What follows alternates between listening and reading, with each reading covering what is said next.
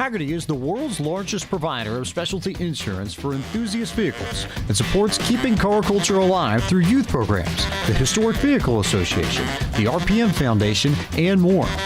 Hagerty is home to key programs such as the Hagerty Drivers Club, Hagerty Drive Share, Hagerty Valuation Tools, the Hagerty Drivers Club magazine, and much, much more. For more information, visit their website at hagerty.com. PCA Sim Racing is proud to have Hagerty Motorsports as its 2021 title sponsor.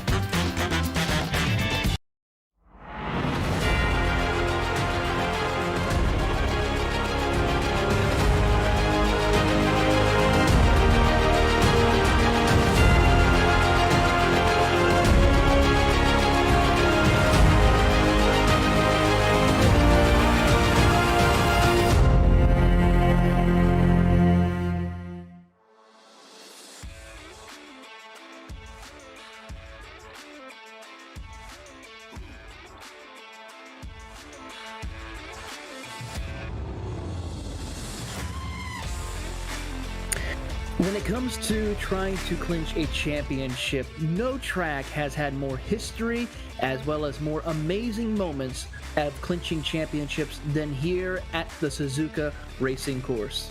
Tonight will be no different as we get ready to crown many more champions in the PCA Sim Racing Team Series for their sixth and final event. And we want to welcome you all to today's coverage here on Podium Esports. Of course, this event is brought to you by Hagerty. Since 1984, Hagerty has been the worldwide leader in collector car insurance. Everything they do is geared towards enabling and enhancing the experience of automotive enthusiasts and making sure that the vehicle we love and the lifestyle that revolves around them don't just survive, but thrive well into the future. Services include the Hagerty Drivers Club, Drive Share by Hagerty, the shop, and much, much more to fuel car culture. Hagerty, let's drive together. Good afternoon, everyone. I am your host, Taylor Barrett, alongside my colleague, Rachel Whiteford. Our producer today is the wonderful Ryan Bauer, and he is using cameras created by the great Dougie Beard. Rachel, we are at a historic Japanese course that we have seen many forms of racing take their stay here, and where we've seen in the beginning many champions have been crowned at this circuit. Why don't we explain a little bit more about the great Suzuka Racing Circuit? Absolutely. Well, Soichiro Honda decided to develop a new permanent circuit in the Mei Prefecture in the 1950s, and it was designed originally as a Honda test track by the Dutch designer John Hugenholtz. Now, the most important and unique feature of this track was it is a figure 8 layout with a 1.2 kilometer back straight that goes over the front section via an overpass. It's one of only two FIA Grade 1 tracks in the world to have a figure 8 layout that is actually licensed, the other being the Fiorano circuit in Italy, and it's been modified many, many times. They of course added the Casio chicane at the end of the last stretch to slow cars entering the pit straight. They of course brought it up to F1 and motorcycle standards in the late 80s for the Japanese Grand Prix when they moved there, and of course they had a lot of the safer barriers there. Degner Curve was actually made into two corners rather than one long one to actually increase the racing ability. And of course it had modifications in 2002, 2003, and it has always seen some changes after unfortunate racing incidences. But this track has been the site of many great Formula 1 victories and many racing mishaps, shall we say. Definitely in a very exciting circuit, and one that always provides amazing racing. It certainly has, and we will definitely be seeing that here today. You're on board with Robert Rose, who's out there qualifying to get his last few attempts at a good run, currently sitting P11. Now, today's race is discussing of three different groups that are part of the PCA Team Series events, and we have three different groups. Of course, the first group is the Group A, which is two PCA Pro level drivers. Group B is involving one pro level driver, a club, a sport, or a challenge driver, and then the Group C is all the other smaller classes, excluding the pro level drivers involved in that. Now, we've already wrapped up the championship for Group A. That team championship goes to Lone Wolf Motorsports with Leon Van Handel and Michael Polasek. They wrapped up their championship quite early in the season, as we know. But, Rachel, the thing that we are looking at is the Group B championship as well as the Group C championship, where those two, anyone could win it inside that top three. And especially the one that I'm looking at is Group B. We with Rava Racing and Q Cup Racing, a 2-point difference between these two teams as they battle it out here today. Yeah, it's incredibly close. We was Rava Racing, Q Cup, and Equipment Test, of course, in Group B. And then we have Matrix, Gen Pop, and ARPCA Daves. Although the Daves were a little bit far back, I think, in Group C. But Gen Pop and Matrix, it's a toss-up of who wins the race and who gets more points here. The same goes, of course, for in Group B, where things are all super, super close, giving us a really exciting run for this now. Things are pretty tied up in A, we know about that. That's fine. Lone Wolf. Guess what? They're being Lone Wolves. They're out there in front by quite a margin. 12 points clear. They're pretty good. But in the other two categories, we've got something really interesting here that will hopefully play out over the race. It certainly will be. I'm really looking forward, even though we have two pro drivers teams in here, the Imperial Motorsports Shake A as well as the Matrix Motorsports Blue team, it's still going to provide a lot of great drivers, even though the Group B and Group C are maybe not fully stacked with pro drivers. They still are a very competitive group of drivers, as we see Leif Peterson, who is the Series 6 champion, out there on the track qualifying, getting ready for his attempt, currently sitting in the 4th position overall. And one of the things that I've noticed is Group B fastest driver currently has to go to We Was Rava Racing, sitting in 3rd. The Q Cup team is sitting 5th, so a little bit of an advantage, though, for Robert Rattray right now. Yeah, it is, and I think this track will really test drivers because we don't go to anything really like this in the calendar, so overall, it should be an interesting dynamic, and with it being such a long track, comparatively, of course, this place is, as we mentioned, one of the straights is 1.2 kilometers. The whole circuit, I wish I could actually give you that in kilometers, but I have it in miles on that sheet. Unless I can find it elsewhere, which I can, it is about, as I quickly remind myself, 5.8 kilometers long, or 3.6 miles. So this is a big, big circuit.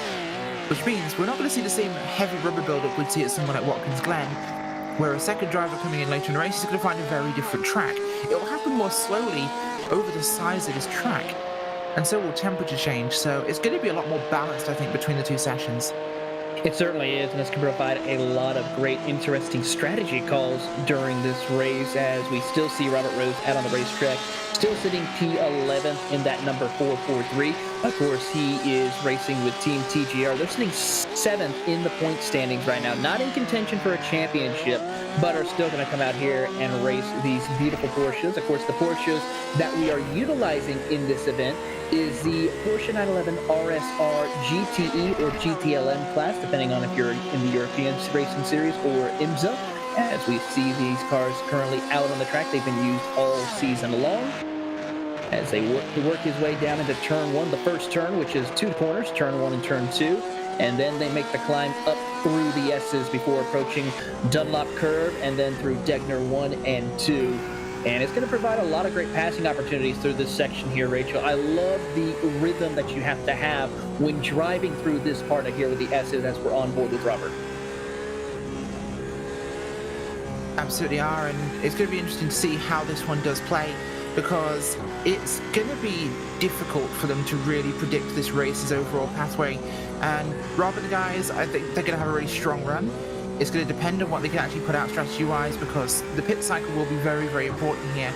It's a track that will demand a lot from the tyres. I don't think double stinting is going to be necessarily as prudent, but we'll still likely see people do it.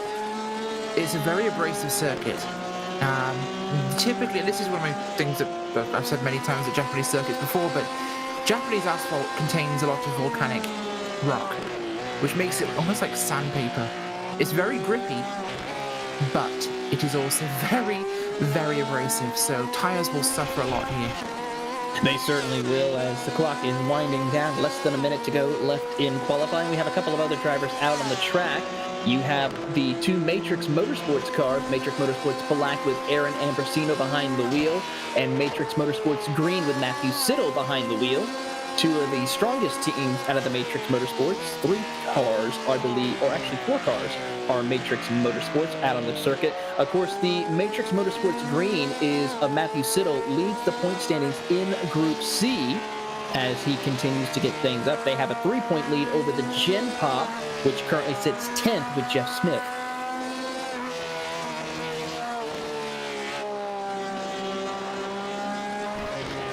Yeah, they certainly do, of course, and we're looking through how this is playing for us, but Gen Pop Racing, they've been really, really potent so far. I'm excited to see what they can do in this, as ARPCA Daves, of course, coming in behind that, GP Sim Sport, the Hammered Unicorns, and Point Break Esport. We're looking at seeing what these guys can actually pull out here today. TGR and Angry Turtle looking to be prominent. Certainly indeed. As the checker flag is out, we are going to now give you your starting lineup. The Matrix Motorsports Blue of Cameron Martineau will lead them to the green flag, followed by Matrix Motorsports Green. We Was Rob Racing will be starting in 3rd, followed by Imperial Motorsports Shake in 4th. Q-Cup Racing will be starting 5th, with the Sconesland Dream Team starting in 6th. 7th place is the ARPCA Daves, with Team GP Sim Sport starting 8th. WWZ Red will be starting 9th, with Gen Pop Racing rounding out your top 10. So the 11th place is TGR Racing with Angry Turtle in 12th, Matrix Purple in 13th there, and we also have Two Bad Drivers and Jakester Racing 14th and 15th from Class B, along with Matrix Black there in 16th and Matrix Black again in 17th. There must be a little bit of a glitch there for our timing and scoring, so we apologise for that. But as I run through here, Taylor, it's going to be exciting to see the first lap. It certainly is. I'm looking forward to seeing how these drivers are going to be able to handle the challenging situations, especially the hairpin where a lot of the action is going to be happening through there. And then, of course, you have Spoon, which is a very wide sweeping corner. And then one of the fastest section of the course is over there, turn 15, where we'll see a lot of passing opportunities heading into that corner. But the field is now lined up behind the iRacing Porsche pace car. It's going to be the two Matrix Motorsports teams cars of blue and green, leading them to the green flag here momentarily. Yeah, looking forward to this because these guys are going to have a really interesting first part of the lap. The S's here are phenomenal in close racing, so the start of every race at Suzuka is always a ton of fun. It certainly is as they get themselves ready. Pace car will be pulling off here in about 5 seconds, and we will turn it loose. And Rachel, if you notice in the background, it almost looks like we have quite a bit of a wind gust coming through here. Yeah, things are looking brisk, and there's a lot of open straights here on Suzuka. This could actually be difficult for these drivers and definitely affect lap time, so we'll have to see how it plays. I don't expect any of them to act like sails. I do actually remember, as we're watching them now start to move off, I actually managed to commentate a 24-hour race at Anglesey Race Circuit in Wales, and it was for the Citroen 2 CV Club. Those things are a box. They acted like a sail. They were practically tacking with the wind as they came down the back stretch there. Those cars, not as aerodynamic as a Porsche. Certainly indeed. They are certainly not as aerodynamic as the Porsches you see on the track.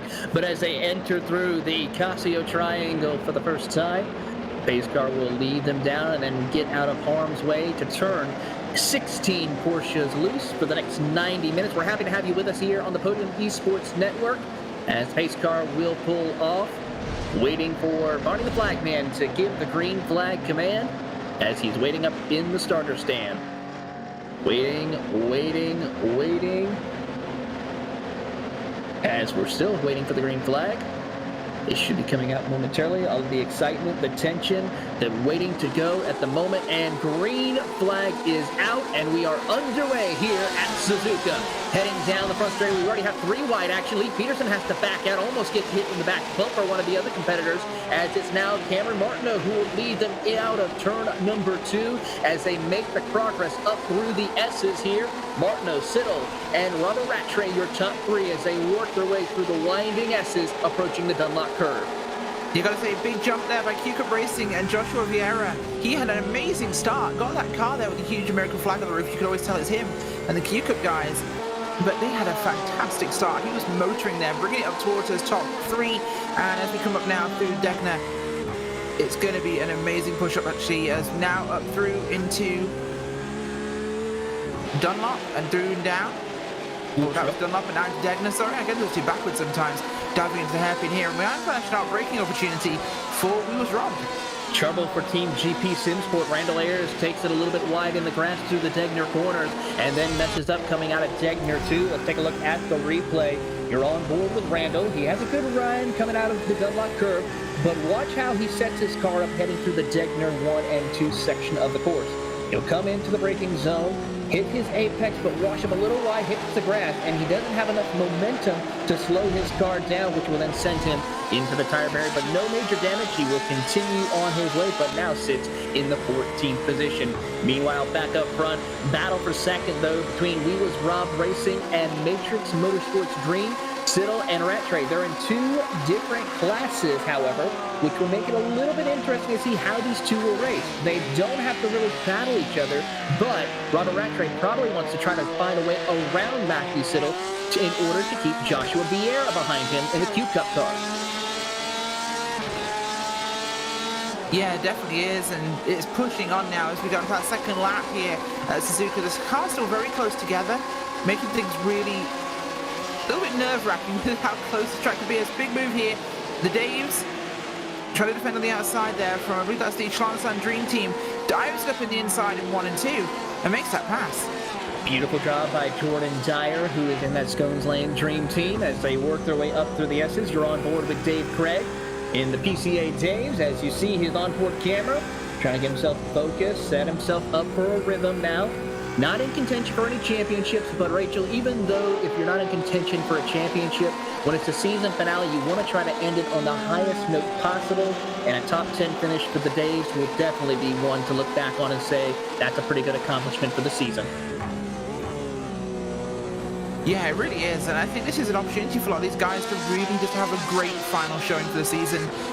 Even if you don't win, even if you don't get the championship, it's about having a great race to cap off the season, and it's a team event. These guys are all going to be saying, hey, we did good this season, we did good this race, it gave us what we wanted, we had fun, and that's what's going to be important to them. It certainly will be as we watch them work their way through, heading into the back half of the course as they approach the spoon.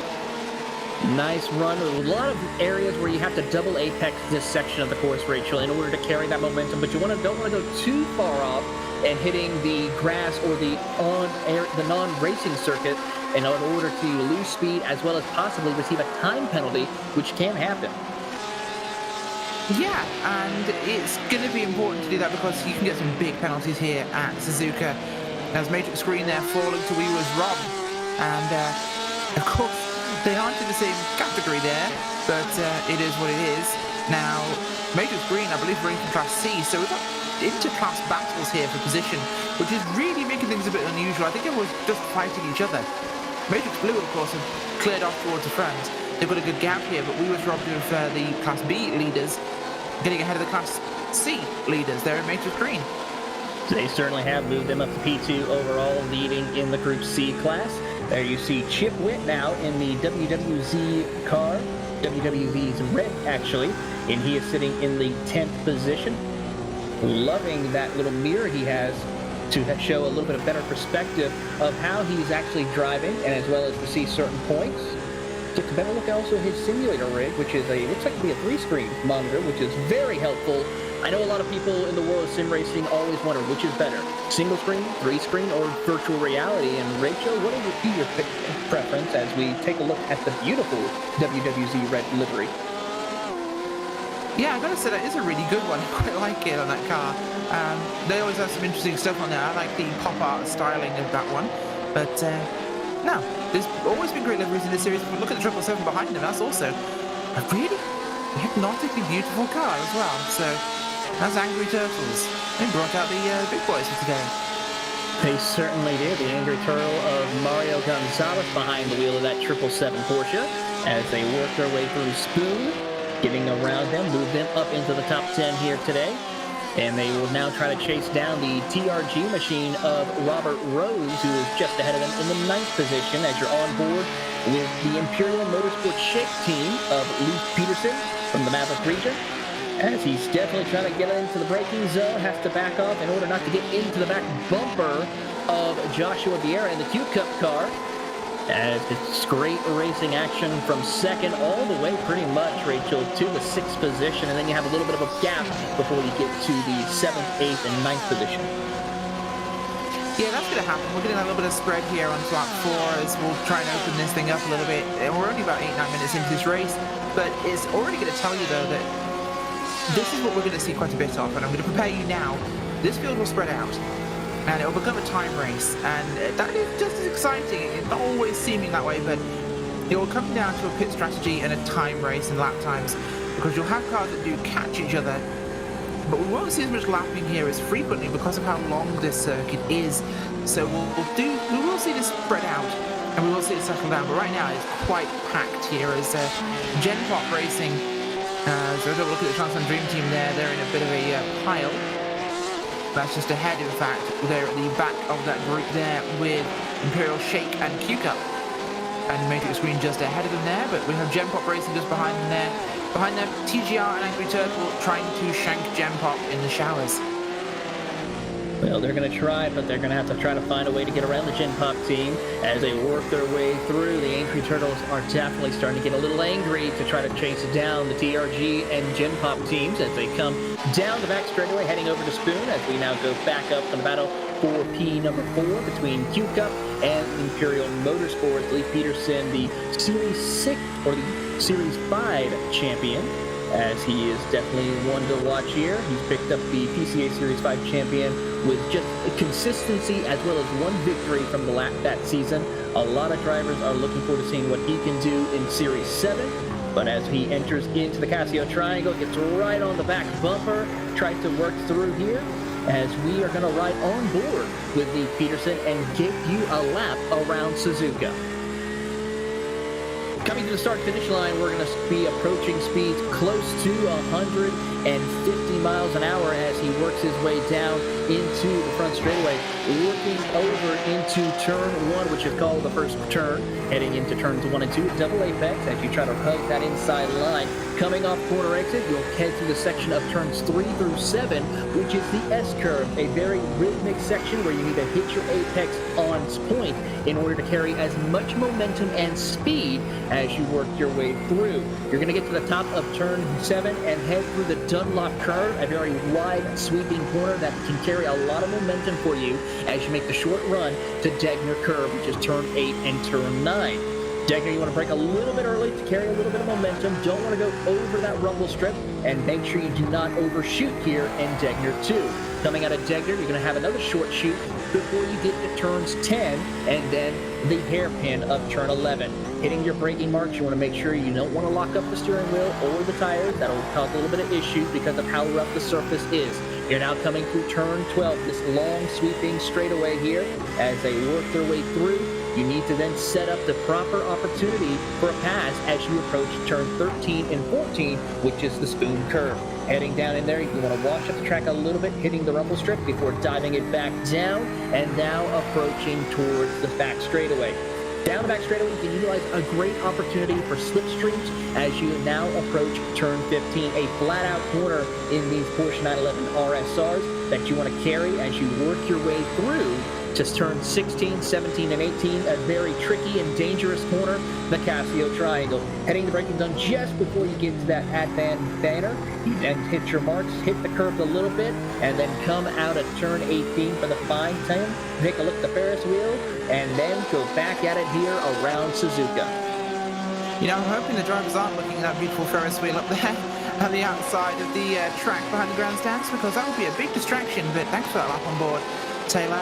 As we're now shooting down, we've got a pass opportunity coming into 1 and 2 here. I missed who that was on board a second ago, but there we go. It's with the Gen Pop drivers, and I think TGR just got past him. That was, in fact, TGR. Good move there, but this track really is a humongous circuit. We've got a replay for you here. This is coming out the final corner now. You'll see Gem Pop onto straight, and it's an easy draft pass on Jeff Smith there as Robert Rose comes up inside. TGR waves from the cockpit and just into the braking zone through the big wide turn one. Great opportunity to pass there, of course, Taylor, but this is one of the main options on the track, realistically. Certainly indeed, as he works his way through. Then now we're on board with Jordan Dyer, who is working his way to try and find an opening around as we're looking at the Q Cup car. That is Joshua Vieira, which those two are competing for position as well as in the points championship. The Scones Land Dream Team, looking at their standings, is sitting in 7th, not looking for a championship, but bragging rights to beat out one of the championship competitors, which is the Q Cup racing car, who is trying to find a way to keep up pace with Rava Rattray in the We Was Rock racing team. Yeah, definitely. And We Was Rock have been really putting in some good work here. Senor Rattray has been putting some fantastic speed into this car. I love the fact they've actually brought a Japanese livery to Japan as well. Can we just take a second to appreciate that? I love it. We've got the rising sun flag, the kanji symbol on the roof. Let's just hope they actually translated it correctly. It doesn't say something like poop sticks. I don't know, but I've seen some people with kanji tattoos and they definitely don't know what they mean. It's hilarious. Oh my goodness. Well, hopefully they double-checked and triple-checked their Japanese characters in order to make sure that's the appropriate one as he works his way up through the S's. It's great to see how the PCA always comes out with beautiful liveries to represent certain tracks or certain events that we go to, as we're on board with Mario Gonzalez in his Angry Turtles. As he approaches the top of the hill through the Dunlop curve, he's trying to keep pace with Jeff Smith and the Gen Pop team as they work their way through. Coming out of, I believe that's going to be closing in to the top of Dunlop and now approaching Degner. He's going to look to the inside. That's Joshua Vieira giving the position. Taking a look at Joshua Vieira, he has lost 2 spots, and we're going to take a look to see what has happened to him. Did he have a major mistake? The answer is going to be, as we look at the replay, goes a little bit through the Dunlop curve. No issues there. Oh, yep, there it is. Yeah, down to the hairpin. He's had a bit of an issue there. Beautiful save, though. He was not able to make any contact with anyone, nor any other things. He will continue on, but a big save for your championship competitor of Joshua Vieira in that Q Cup Porsche, who was really on a knife's edge right there. It was actually Jordan Dyer who was sideways in the hairpin ahead of them, which caused a big bottleneck because everyone tried to find a way through this. They weren't quite sure where to go. Big trouble right there for Jordan Dyer, who was able to recover nicely as well, who's now right behind the Q Cup Racing as they approach the Casio Triangle and work their way through. Yeah, certainly are trying to get themselves back up to speed now, as we've got a replay of Rava here and what happened to him a second ago. It's been a very tumultuous one at this early doors. It's a replay for you now. Coming down through, I believe this is towards the bottom of the lap here, coming onto the big back straight. Runs it wide. Now, it actually said he crashed on our timing and scoring, but did he? That is the question. Will he come up now and dump it in 130R? Yeah, he's lost a lot of places here. No, he seems to be fine. ATVO, you lied to us. What is this? Very disappointing for our timing and scoring. I'm going to have to take a look at that here momentarily. It's almost like this is not real. It's shaking my belief.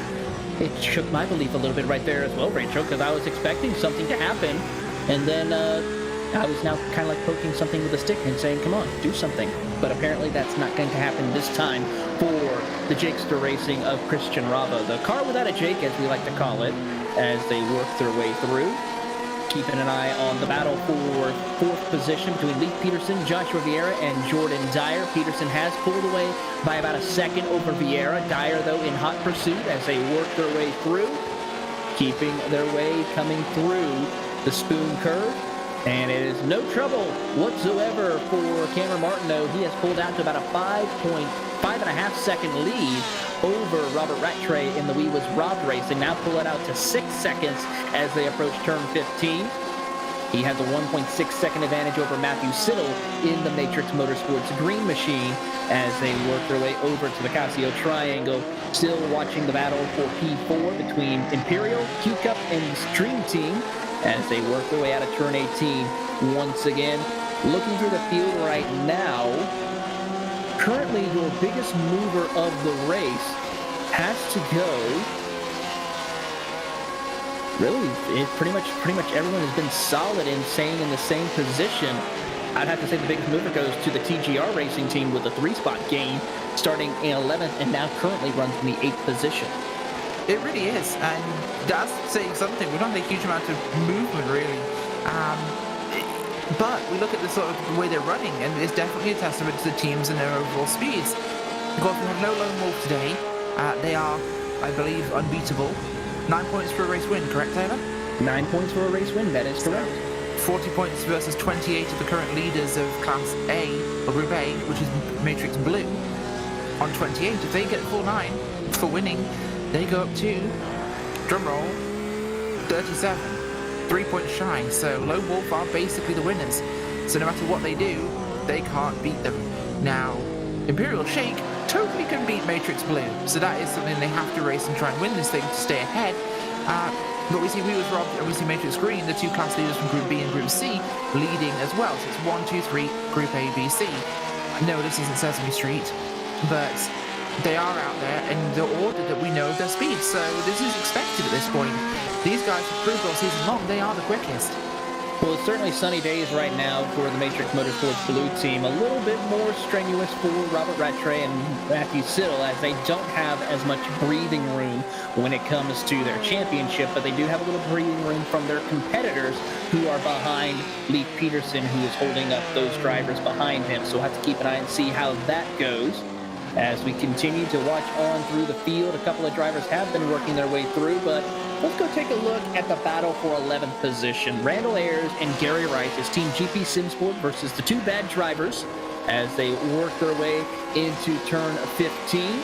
Approaching the Casio Triangle, a little bit of wing damage, as a matter of fact, to Randall Ayers from that contact he had early on lap number 1, but he is still prevailing, holding on to position. As they come out of turn 18, you're on board with Gary Rice, who is trying to get a good run out of there, but not close enough to utilize any slipstream as that battle has started to break up a little bit. Yeah, it has for now, and that's expected at this point. We're like about nearly 20 minutes in here, and we're seeing that natural separation that this track does tend to breed. And the guys are separated out somewhat, they're getting themselves some space. And it's about them running those laps. It's now less about the wheel-to-wheel racing, more about looking after those tyres, looking after the fuel. And believe me, tyres are more limiting here than the fuel will be on this car, but it will be a case of just managing to set yourself into a rhythm now, clocking those laps, getting to that pit cycle. Certainly is. Just logging laps here in the early stages. Currently, we are closing in on an hour and 11 minutes left to go. We've already run 10 laps here around the circuit. We're looking at about 47 laps to be completed within the 1.5 hours of today's race as we watch on and see who we have here. That looks like to be our race leader overall, Cameron Martineau, our Group A and overall leader, as he works his way through in the number 41. I gotta say, the best overall team paints that we see out of the PCA is the Matrix Motorsports. Always very uniform, very color coordinated with how they do it, and very professional team, a long time running team in the PCA Sim Racing series. As they work their way through, they currently still have 3 cars in the field with blue, green, purple, and black. The purple and black teams are running in 13th and 16th. That's Aaron Ambrosino in the Matrix Motorsports black. Mike Patterson is in the purple, and Matthew Siddle is in the green. Yeah, he is right now. Matthew Siddle in a good position for those guys. Matrix have had some really strong runs. I've been really impressed with them so far. Matrix Black is running towards the rear at the moment, but they are still in this thing, of course. It's a different race for them. They're not really in the championship points, so it's about getting some experience for those drivers, and their qualifying wasn't fantastic here, which will be a challenge. Certainly will be a challenge indeed, as they are still running in that 16th position, 2.5 seconds back from the WWZ Red team of Chip Witt in the number 79. as they work their way through the circuit. Trying to have a battle going on between Christian Rava and Chip Witt as they work their way up through the S's. Chip Witt working his way. You notice the hand movements on both his steering wheel and in the real world, how he's hitting his marks very well. Great drive indeed for Chip Witt as he works his way up to the top of the hill through Dunlop Curve. We've seen him compete in many sports car racing series across iRacing, most notably also in the CMF series, which he ran in a prototype. So doing a pretty decent job as well in these Porsches, as he's been a long-time competitor for the past few seasons, and looking to see if he can come out with a top 10 finish here before this is all said and done. Yeah, that'd be good for him, I think. It's sort of a result that he'd really like to get out of this, to at least put a cap on this season. I think a lot of drivers, that is what they're really aiming for, is a good cap to the season. We've got TGR's Robert Rose there, currently back in 8th overall. But it's going to be interesting. He's currently running 3rd, of course, in Group C. So, podium spot, which will be exactly what they're looking for here. I think it's an ideal position. The other guys ahead of them are a little bit far up the track, but I think it's not impossible. They might claw second, depending on circumstances. Certainly indeed. Robert Rose, of course, from the Shenandoah region. He is a pro-class driver. He's been a part of sim racing for about 10 years. Joined the PCA Sim Racing series around September of 2020. And he has just loved the week in and week out flow of the seasons, the focus and efforts that make it through the season, adds the excitement. And he always enjoys going back to watch these broadcasts here. And one of his favorite outdoor PC activities, besides the sim racing, is the Cars and Coffees events, as well as local tour days, which allows people to go and enjoy all things Porsche as they work their way through. Speaking of all things Porsche, I had the privilege over the weekend to see some great, beautiful Porsche racing this weekend. Had a couple of 962s out on the circuit, a couple of GT cars, a couple of 944s, and I gotta say, Rachel, watching all the Porsches and listening to the different sounds of them as well through the decades of racing, because we had even some from the 1950s on the track, was just amazing to listen to, especially in the middle of the night where there was just silence except for those thunderous Porsche engines. There is something to be said about hearing the sound of a race car in the middle of the night. There's something about the cold, crisp, kind of very dry air of nighttime that really just... it just reverberates so much more. It certainly does. It's just something that's so amazing to enjoy. And depending on how long you've been up and everything, and if you want to take a nice little nap, it's something that you can just enjoy to help you fall asleep. At least for me, it's something to enjoy. Fall asleep? Wakes me up. I remember standing on a pit road at 4 in the morning, freezing cold, really windy, and it was the blast of race cars going past and entering pit road that just woke me wide awake. That's something that's different. I could enjoy it and just pass out with some of that, depending on what time of the night it is. As we work their way through, we just saw Dave Craig on board as he works his way through the front straightaway. Mario Gonzalez right behind him in the Angry Turtles, as he is sitting in the 10th position in that 777 Porsche. Great drive indeed as they work their way out of the first turn of turns 1 and 2 before approaching the top of the hill through the S's, hitting their marks.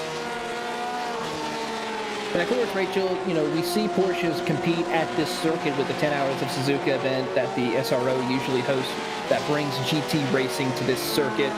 And it's great to see when before COVID, it was great to see the GT3 cars to come out here and race. Normally we see other forms of GT racing, such as the Super GT, which doesn't include the Porsches. But when the SRO decided to bring that event here, it certainly opened the door to bring this car manufacturer over to this amazing racing circuit. I think it really did, and it's great to see that sort of thing here. Of course, Japan has some amazing motor racing history, and to see GT3 Star Racing and GT racing in general come here has always been a huge thing. What still concerns me, though, is the volume of anime on cars. That is true. That is something you will see a lot in the world of Japanese motorsports. And even here on the iRacing service, you might catch a couple of GT cars or other motorsports cars with the anime-style paint schemes.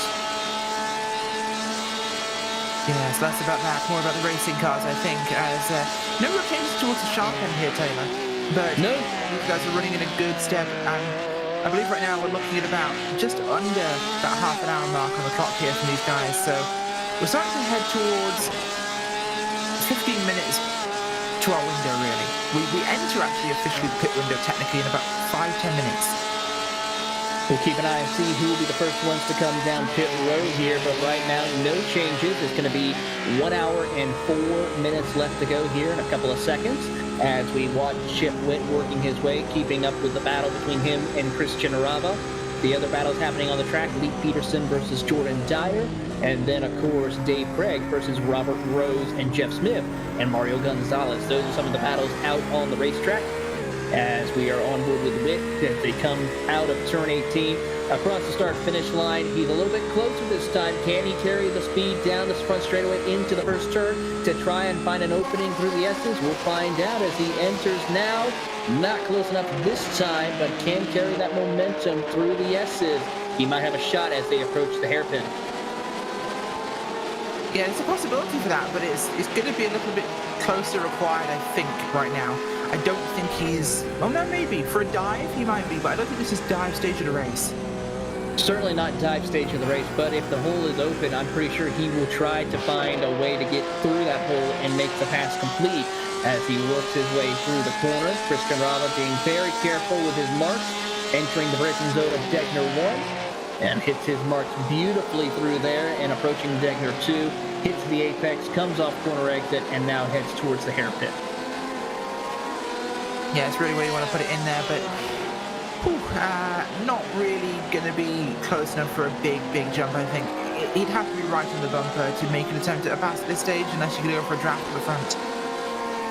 Certainly indeed. Of course, Christian Rava has been a part of the PCA for quite some time from Clearwater, Florida. He's also a driving instructor as well, as he enjoys that outside of PCA Sim Racing. He's been competing in sim racing since July of 2019, part of the PCA since 2019 of December.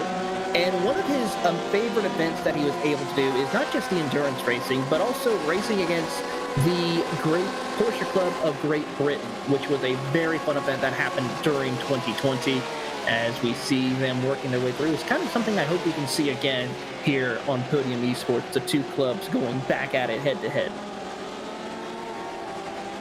That would be rather fun, actually. There are quite a lot of Porsche runners in the UK. In fact, most of them, I think, were parents of friends of mine at school. Oh boy, there were a lot of Porsches there. I bet there was indeed, as we see the battle now.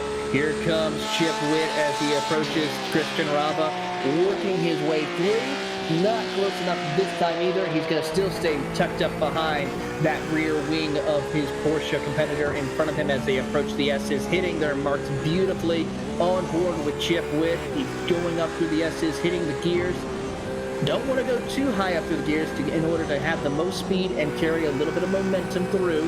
Staying in that third gear before he lets it out through Dunlop Curve and approaches towards Degner. Yeah, definitely a spot to go for something like that, as I do love seeing the sim rig views we get from the drivers here when they're on this, and thanks to Chip Witt, of course, for providing his with WWZ Red there back in 14th. He's lost a couple of spots, but he's no potential to gain here, and running behind Jakesters, a lot of opportunity for him there, especially as they do not have the boost from having a single Jake in the vehicle. Actually, I thought the vehicle was damaged, but no, it's fully intact for them. There's a little bit of crinkle of front wing, but it's a possibility. Certainly is a possibility to keep in mind as they work their way through the Casio Triangle, I believe, coming out of turn 18. Jordan Dyer trying to keep pace with Lee Peterson as they battle for the fourth position.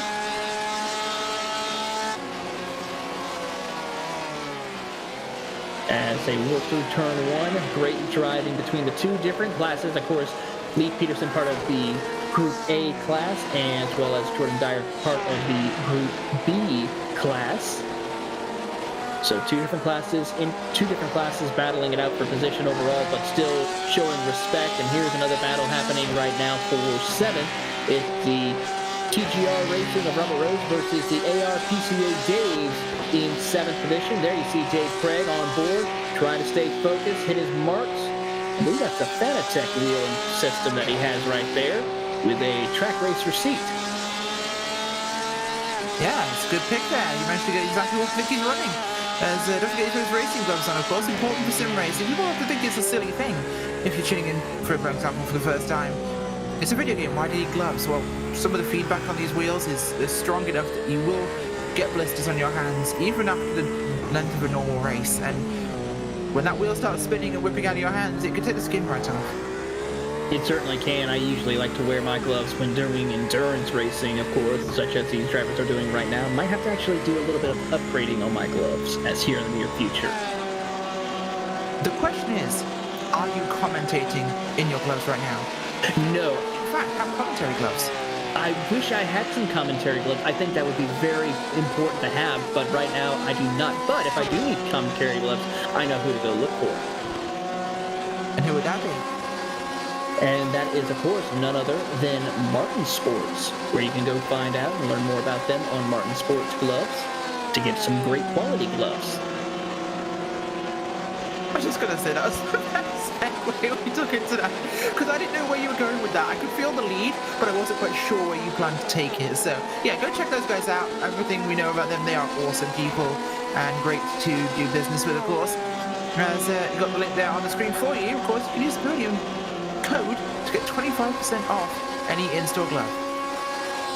Really great group of people over there at Martin Sports as they work their way through, watching to see if Randall, or actually no, this is actually Dave Craig's right here in front of us on screen, who is still trying to hold off Robert Rose. I wonder if he got his gloves from Martin Sport. That would be pretty interesting to find out in the future if we get to talk to him after this race. But he is working his way up through the S's as we're on board with Jordan Dyer. A little bit of bumping through the chicane, or through the Degner 1 and Degner 2 over the curving. He's able to hold on to it though, and still maintain position, try to keep pace with Leif Peterson as they approach into the hairpin. Yeah, Peterson's always been one of those strong drivers, so it's going to be something you have to really hold on to here, of course. We've seen a lot of him in the regular PCA season, and he's definitely shown tons of potential. He certainly has. We'll have to keep an eye and see what he is able to do here through the rest of this race, as well as the next season when they come back for their team endurance racing. Yeah, looking forward to that, of course, as well, and individual racing too. But right now, we are past that mark into the 1 hour to go. 30 minutes is in the books, 1/3 down. In fact, we're now on to 57 remaining now, 56. Yeah, I could count down, but I'm not going to. As we are now heading into, I'd say within 5 minutes now, we're looking at the pit window opening, and it's going to have about 20, 25 minutes or so open for these guys to really think about that stop and the driver changes. Certainly indeed. We'll have to see who will be the ones who come down pit road first. My guess is those who are towards the middle of the pack right now who need to have that advantage to try and keep pace with their competitors as we take a look at the replay between the pass for position between Dyer and Leif Peterson.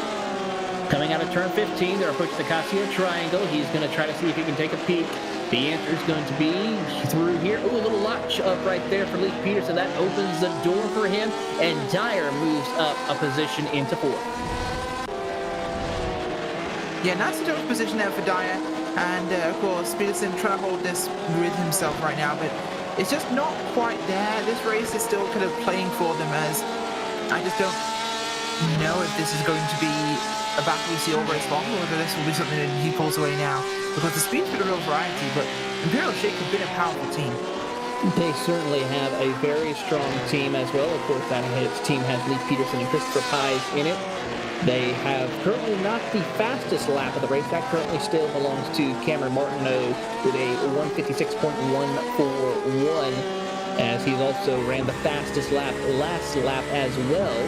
Leif Peterson was just about a second, or almost close to 2 seconds off pace of that last time because of the brake check that he had going into the Casio Triangle.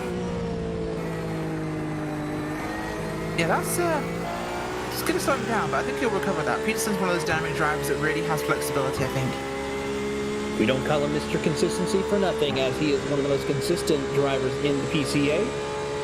Always there to capitalize on a top 5 or top 10 finish each and every race as he works his way through turn 15. A little bit of sawing on the steering wheel right there. They got a little bit light through the middle of the corner.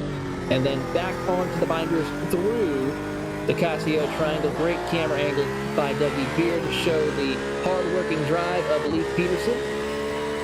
as he comes out of turn 18 down the front straightaway to go another lap. Currently, we have completed 19 laps, 54 and a half minutes left to go. Do these drivers know what we call them sometimes? Have we ever said to Leif Peterson, "Hi, Mr. Consistency"? I believe I have when I first started commentating his races. We mentioned that to him, and this was even before the PCA. I think I had the pleasure of saying that to him when he was racing the PRL.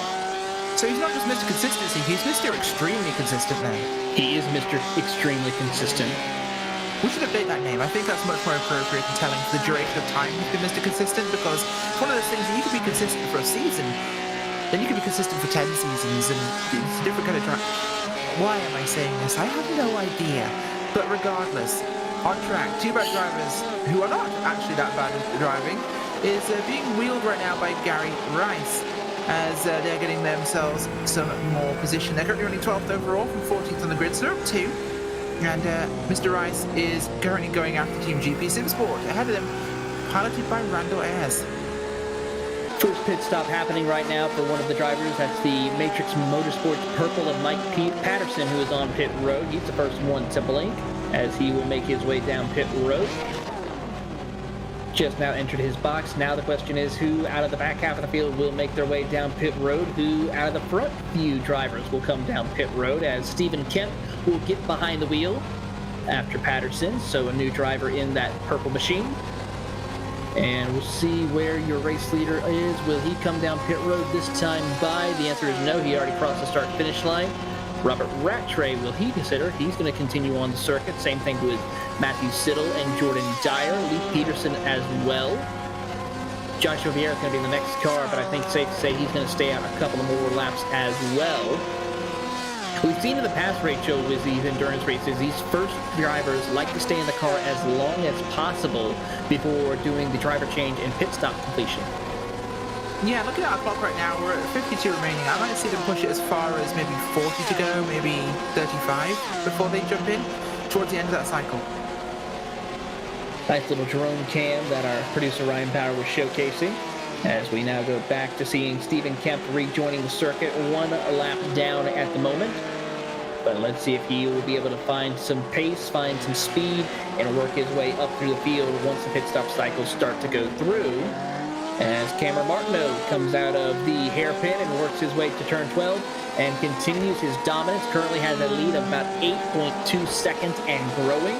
Ahead of Robert Rattray, who is holding on to second place in that 929 Porsche.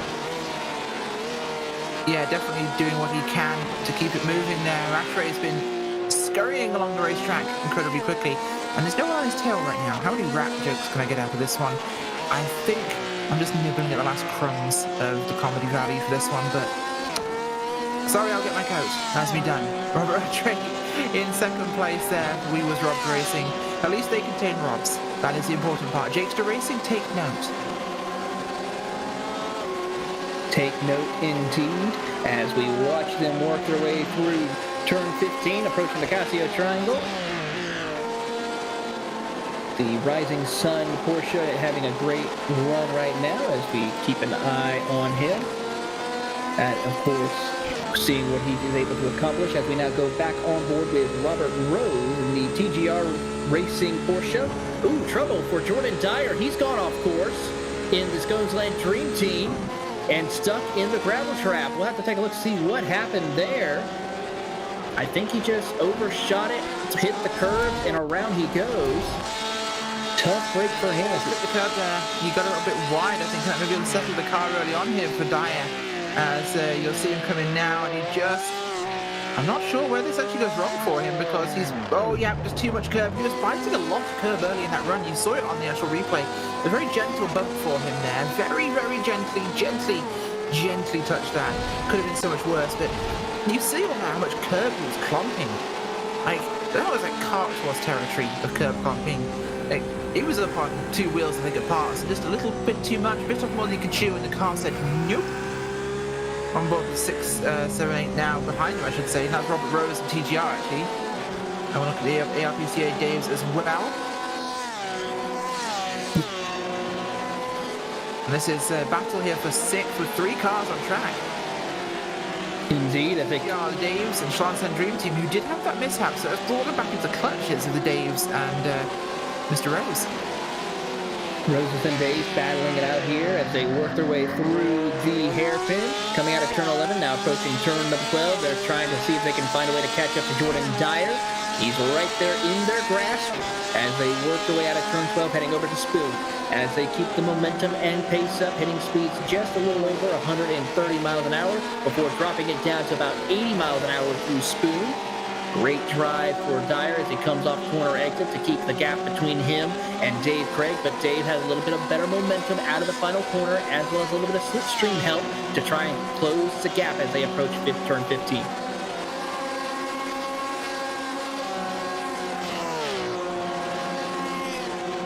Yeah, certainly are, of course, and the clock keeps ticking away. What will happen for these drivers is, I'm going to say the tyres can't be as fantastic for the Schlanzen Dream Team right now, but it's not all over yet. There's still plenty of time for this one, and the more time he runs, the more time the tyres will clean up for him. As we've got some pitters coming in. I see not always with Rob, but I saw Q-Cup pit road, as have one or two others. Indeed, a couple of cars have come down pit road. Joshua Vieira now is on pit road, who will swap out drivers here as we watch and wait and see. I believe also TGR's Robert Rose had it off on track, but we'll keep an eye on that. Ian Simon will now get behind the wheel of the Q-Cup Racing Porsche as they're trying to finish off their pit stop. Still waiting to complete the driver change before letting them go. Very long pit stop for Ian Simon right now, as we should be getting an onboard screen here momentarily, as he gets himself ready to go to rejoin the circuit. There he goes, back out on the track, and away he will go. He is dropped all the way back to 15th position, so 2 out of our 16 cars have made their pit stops. Yeah, they have so far, of course, and now we're starting to see those cars first jump. And those are the guys who are in that little mid-group we talked about earlier. These are the people who we think are the ones most likely to pit first because they can perceive a benefit from it. The likes of Matrix Blue, Green, and Wooers Rob, they're pretty comfortable right now. They're leading their classes. They've got a good time.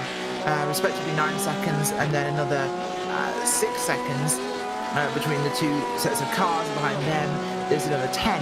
So they're in a great spot for this. So they'll likely pit last and stick to their strategy. The guys who want to try and shape that strategy up are that mid-pack group. So from their back, Q-Cup, Schlanzen, PCA Daves, TGR. I would not be surprised if we don't see Schlanzen Racing, the Daves, or TGR pitting very soon, because they're in a fight right now, and pitting would break them out of that strategy and give them an opportunity to do something different. And this time by, none of them take it. In fact, TGR have lost some mega time. They dropped off the back hugely. What happened? They had a little bit of an off about a lap or so ago where they had to rejoin the track, so they are currently trying to get back on the road to recovery. Sitting in that 9th position right now, trying to close the gap between them and Mario Gonzalez in the Angry Turtles machine, as you're back on board with Chip Witt, approaching towards the Casio Triangle.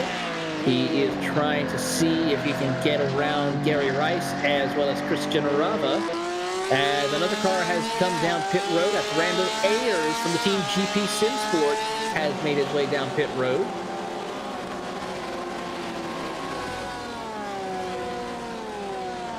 So about to say I had somebody in my ear. What were you saying again? I was saying that we had Team GP Sim Sports, Randall Ayers, now coming down pit road. So we should be seeing a driver swap as well as a full stop here, possibly just fuel only. Yeah, that's what I'm seeing. Ayers to get out of the car now. He just jumped out of the car for Team GP Sim Sport, and we're seeing Chris Chabrowski hopping into that vehicle for Team GP Sim Sport and getting him back on the road. So Chris Zaborowski will get behind the wheel of that Team GP Sim Sport as they finish up their pit stop. And now the question is, who else will come down pit road? Cameron Martineau is coming out of the Casio Triangle. He decides not to pit, along with Robert Rattray. Matthew Siddle will see what he decides to do as he's coming towards the pit entrance. And the 04 Matrix Motorsports Green Machine will stay out another lap as well, along with Leif Peterson as he comes out from the Still Austin Porsche.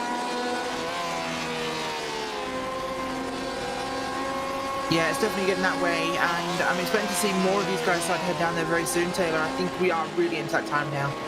We certainly are in that pit window. A couple of more cars coming across. They are not going to pit this time.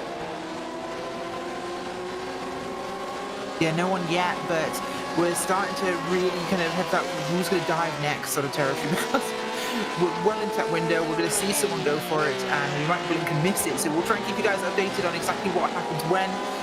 Where are the leaders though? What are they up to? Matrix Blue? They are on screen right now. They are miles ahead. They're at the hairpin there on their own, doing their own thing. No big deal. In a 10-second gap. They're not going to get the win in the championship, but they will most likely secure second place with the way they're running right now. With Shake running in fourth, they are good if they hold this position. We was Rob. They're looking pretty positive right now because if I look back at my time in Q-Cup Racing, their next competitor is 2 points adrift. And the way things will finish right now, Q-Cup are really far back. This is not great for them. They've had a bad day out. So we'll have to see. Actually, they can do pitting, but I'm not sure whether or not they've actually lost some time as well because they dropped to 14th, which is a huge drop down. That seems kind of far. We'll see. Watch this space. We've got cars on pit road, including WWZ Red. We've got Rob Cottle jumping in the car for them. Two bad drivers are in. We'll likely see Reese jumping out of that car as well. And I believe Matrix Black start on track there. Two bad drivers have been in a long time right now, so this could be a bit of a lengthy one for them. Gary Rice still... Very long pit stop. Yeah, he's still in that car. No one's out yet, which I'm surprised about. Very surprised indeed. Robert Cottle has switched out with Chip Witt. Gary Rice has decided to stay behind the wheel of the 131 of the TBD. They don't need to pit again, though. This is what's confusing me. They don't need a second pit stop here. Are they thinking they do, and they're going to just swap drivers again? Because Reese is staying in the car. That means they have to come back down again, right? Well, as the initials of two bad drivers, they will have to be determined pretty soon. There you go, yeah, TBD. Albano is in session as well, so Albano is in session. That was a really lengthy pit stop though, so I'm not sure whether that was intended or not, but Cottle jumped in for WWZ Red, of course taking the wheel there from Chip Witt. So those guys got their swap in. And trouble on pit road. For the other two bad drivers, he's still in the car. Trouble, go for it. We have trouble on for the Angry Turtles who missed their pit box for Mario Gonzalez, and now he has to back it up. That's going to open the door for a couple of drivers as Chris Ramirez will now get behind the wheel of that green and white Porsche. See him a little cockeyed in the pit box as the Jakester Racing of Krista Rava will also come down pit road to get his service completed. As the Wheeljacks will go up on the Angry Turtles racing machine. Rava is still completing his pit stop. Who will swap out with him? We will find out momentarily as the 88 Jakester Racing Porsche is finishing up his pit stops. A little bit of drone camera action right here for you all to see this beautiful blue Porsche. As Rava, I think, is staying behind the wheel of the car. Yeah, I think he is right now. This is an unusual. I think these guys maybe are thinking this is the longer race that it actually is, because this is definitely 90 minutes, and they're racing like it's well over that, because we should be seeing those stops happening at these times, and we're not for some of these teams, which is unusual. Unless they're not worried about points, and one of them just doesn't want to bother. Certainly, indeed. We'll see how that strategy works out for these two drivers of Rava and Rice. As those are the two drivers who have yet to do a driver swap in today's race. Cameron Martineau still holds on to the race lead by about 10 seconds over Robert Rattray. 40 minutes left to go on the clock, about 40 and a half to be exact. As we see what will be happening here, Ian Simon currently still the last car on the lead lap. Chris Siborowski, the first car, one lap down in tonight's racing. There you see Ian Simon, the Q-Cup racing machine. Chris Siborowski there. And we'll see who will now come down pit road this time by as they approach, seeing where they are right now. Looks like that's over towards turn number 12, heading over to Spoon. So they still got a little bit of ways to go before we determine if they will come down pit road this time by or wait another lap. Rachel, we've seen, especially in the pro class, drivers stretching that fuel limit out quite a ways. And due to the fact of the gap that he has over his main competitor, which is Lee Peterson, he has that room to make it work. He has a 22-second advantage where he can coast through certain corners in order to save fuel as well as save tires, which is very critical in order to have a faster pit stop. Yeah, it really is, and it's going to be a good opportunity to do that for them, but I still think this is kind of one of those wide open situations where this was not a hugely competitive pit cycle. People did not need to pull any crazy shenanigans here, and I'm not sure what some of these teams are up to, but we'll find out by the end. We certainly will, as we are waiting to see who else will come down pit road. So far, none of our top competitors have yet come down. They will continue to run another lap here around Suzuka Racing Circuit. Yeah, they will, and it's going to be, well, a developing thing to see that unfold, but as it stands, leaders Matrix Blue, Wheels Rob, and Matrix Green, respectively for groups A, B, and C.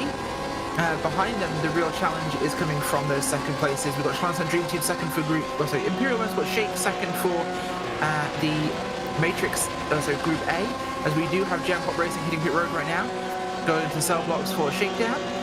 We was Rob Cap, Schlanz Dream Team in second, and Q Cup in third, quite separated on track by a long way. And if we go back to that first page on our timing scoring, you'll see the Group C cars led by Matrix Green there are dealing with the AR, PCA Daves, and TGR in second and third. So this race is still very much busy. As Gem Pop has a prisoner transfer, Kevin Douglas is in. Kevin Douglas is indeed in behind the wheel. Billy Smith will get behind the wheel of the Imperial Motorsports Shake team. Kevin Douglas finishing up his pit stop as we wait to see if anyone else will also come down pit road here in the next few laps. As the field is working their way through Degner, as well as Matrix Motorsports Blue and Cameron Martineau, who's probably will be notified that his competitor in the Pro Class Group A has just pitted, so we should probably see a pit stop from him here in the next few moments, but he's not going to pit this time. We'll see for sure if he comes out of the Casio Triangle. And the answer is no, he's going to stay out another lap here with that Matrix Motorsports Blue machine.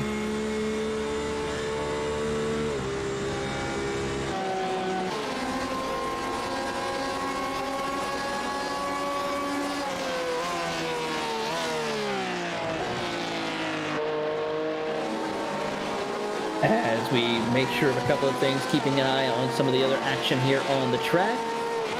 As Rachel, I think, will we try to get in touch with Rachel or with Randall Ayers, or not yet? He's still. Randall seems to be a little bit busy. I think he's taking a bit of a break after helping out the car there, so didn't want to annoy you, Mr. Jabrowski, much more. So we'll get back to him later. Hopefully, we'll try and get a chat with him.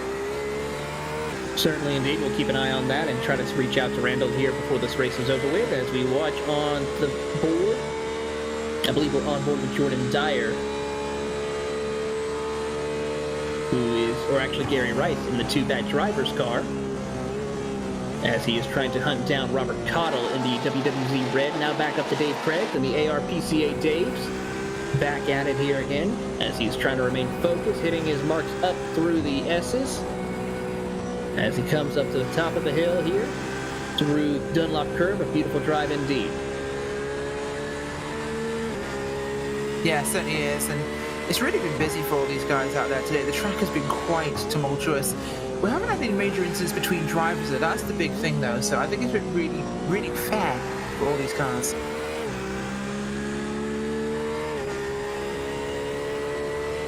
Keeping an eye indeed as he's worked his way up through the field. Chip, or of course Dave Craig, started in 7th position, so a 2-spot gain for him after now currently running in 5th position. Biggest mover is the Matrix Motorsports Black team currently. They have yet to pit.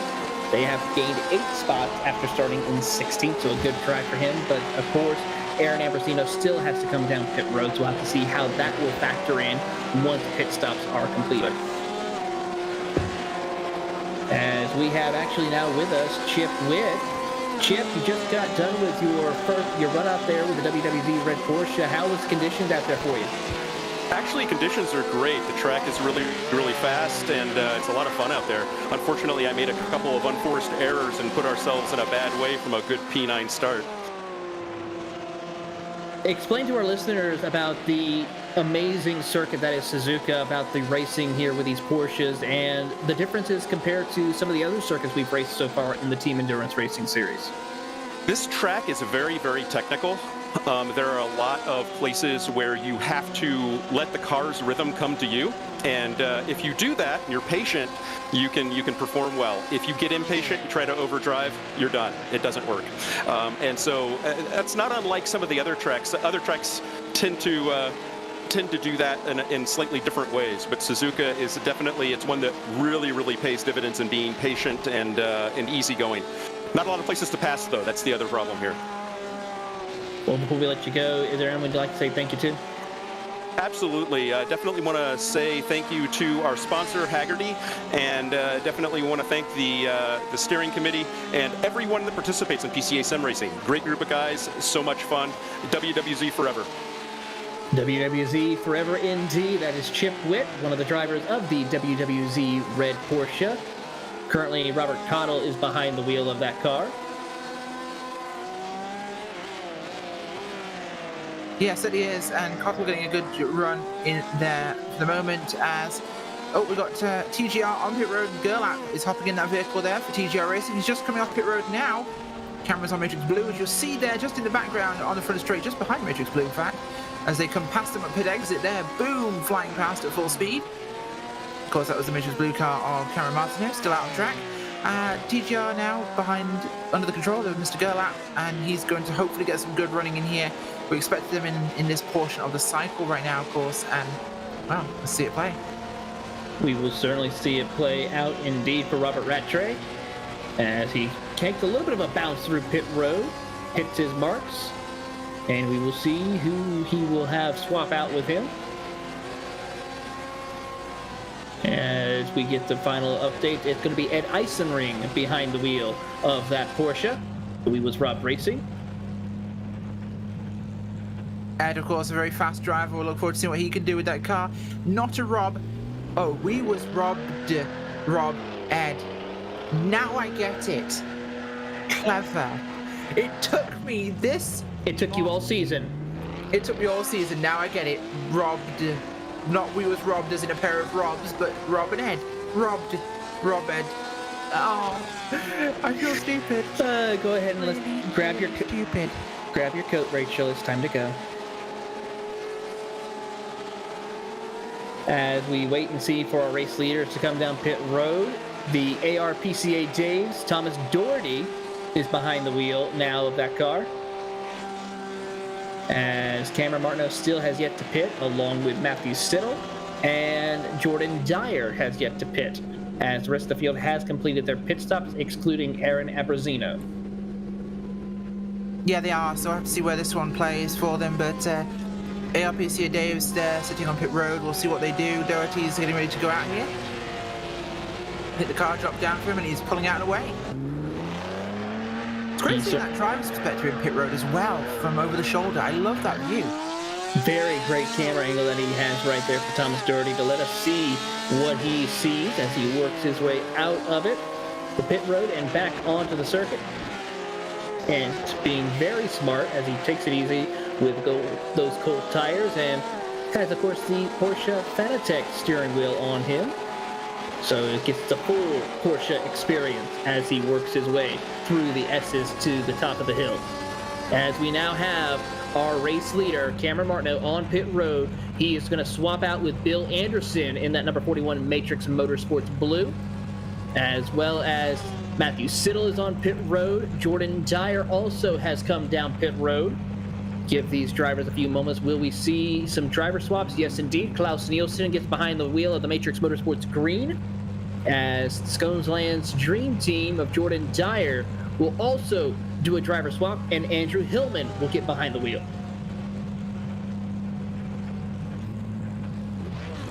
Out and away, the MD Anderson Cancer Care Center sponsored Matrix Blue Motorsports car. Getting themselves out here. And we have a change for the lead. But do we?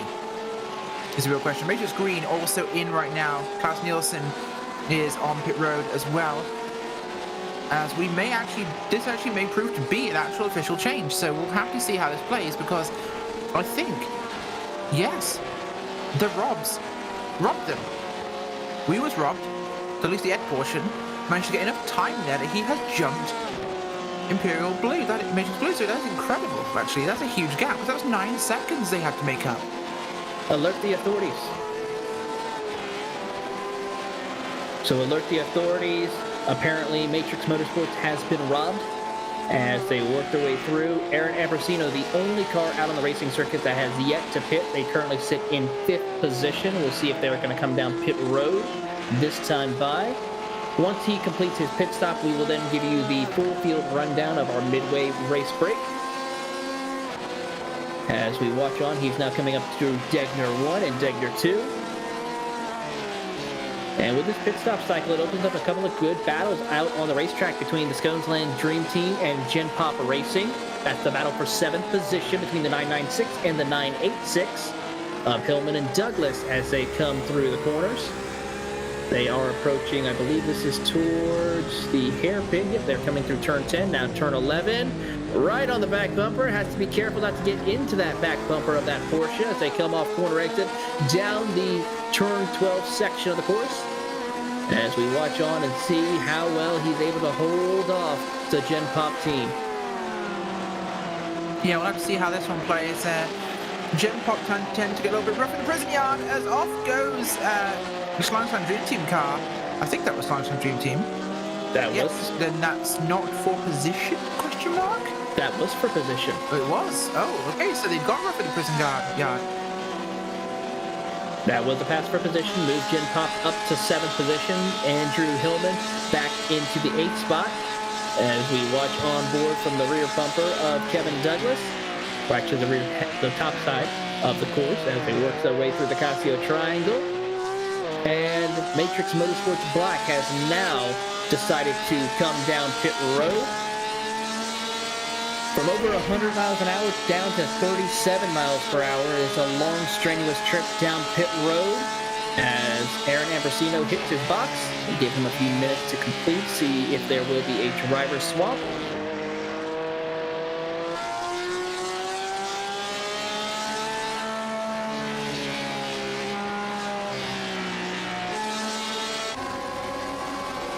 As we wait for the final results, Aaron Ambrosino still behind the wheel of the race car. No driver changes just yet.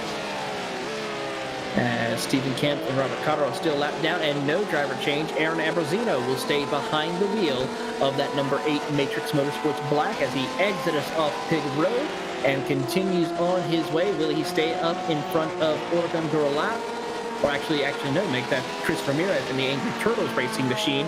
And with that, every driver on the track will have completed their pit stops, and with that, it is time for the midway race break.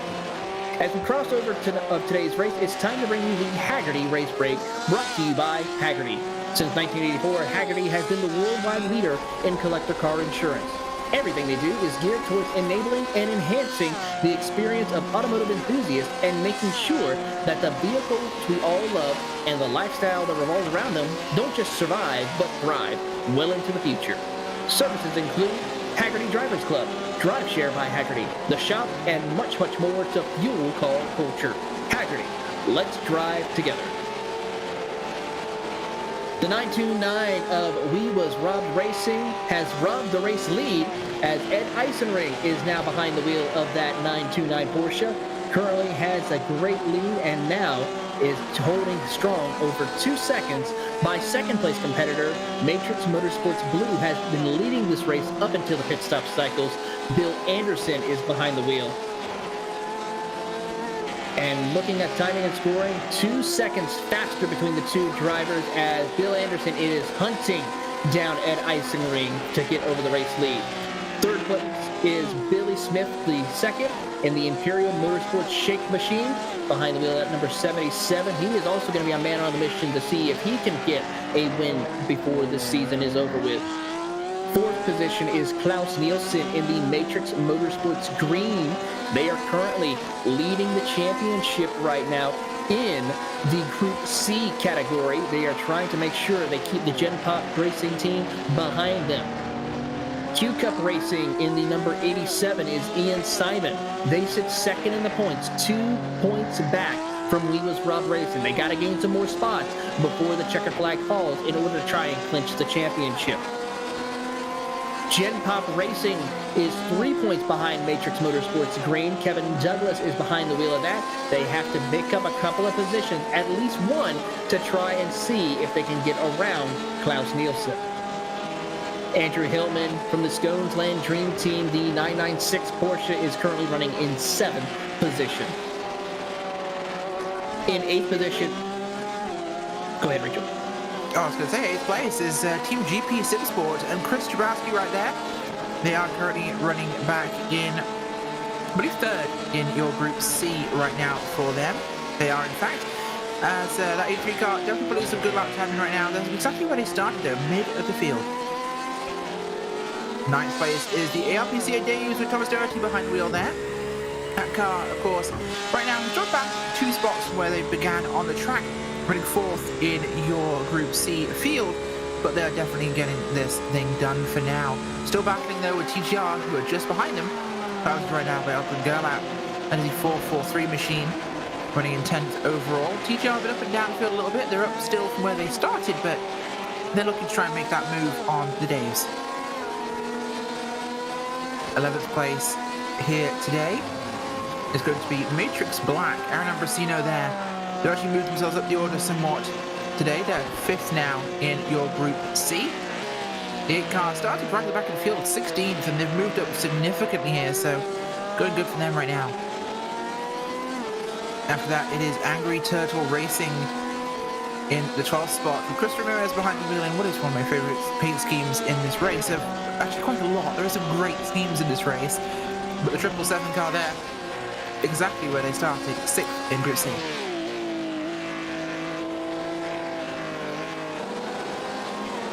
13th place tonight in Group B is Christian Rava from the Jakester Racing team.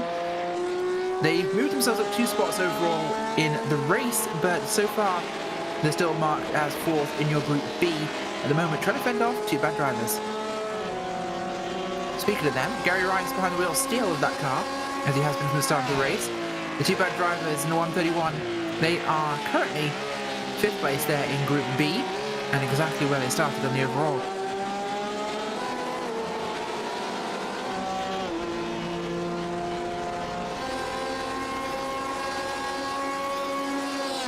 Currently in the 15th position is Stephen Kemp in the Matrix Motorsports Purple Machine as he works his way through. Currently 1 lap down as he is trying to get back on the lead lap. And rounding out your 16-car field, it is the WWZ Red of Robert Connell, who is also 1 lap down.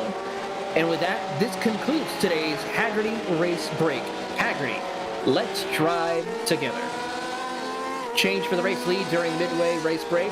Bill Anderson is now back up in front of the race lead after passing Ed Eisenring, and he has stretched it out to about a 2.2 second lead over Ed Eisenring as the clock continues to work his way down, closing in on just about 20 minutes left to go in the race. Great racing action throughout the field. Everyone's now kind of spread out. The best racing battle is between Thomas Doherty and Orkan Gorlap as those two battle for 9th position. Yeah, they are right now in 9th position, still being one that's hotly fought over. We'll have to see if they can change that. TGR closing in now, the Daves, so the Daves could be under threat. Oh, let's face it, Thomas. It's kind of like, why don't we have 2 Daves in that car? It's almost as weird. It's not as bad, though, as the Jakester Racing team. Yeah, no one here is bad, but it's at least got half a Dave in there. It's got half a Dave, so curious on why we have only 1 Dave instead of 2 Daves. As we watch Thomas Doherty with his on-screen camera working his way, trying to work up and keep ahead of Orkan Gorlap in the TGR Racing. Great battle between these two as they come out of, I believe that is turn 11, the hairpin, and now working through turn number 12. Yeah, definitely are. And this racetrack has definitely proved to be an arduous one. We've seen separation like we expected, but it's been a really difficult track for them. But I want to just highlight this again. We've seen really no car-to-car contact today at all. In fact, it's been a trend of this whole season that whilst we've seen some individual moments, we don't really tend to see car-to-car contact. No, we certainly do not, and that's one of the great things about the PCA is how well they train and teach their drivers to show great driving responsibility on the circuit, to not be someone who makes collisions a lot with other competitors, as Oregon Gerlach sees a little bit of brake smoke from the driver of Thomas Doherty, so possibly trying to see if he can close that gap here as they come out of turn 18. But the PCA has a wonderful driver education program to teach future stars of the PCA, working their way through the rankings, as they have been able to do so, to teach them how to drive select course, as well as how to drive around other competitors, which can be given a huge round of applause for the PCA of what they do to teach those future drivers.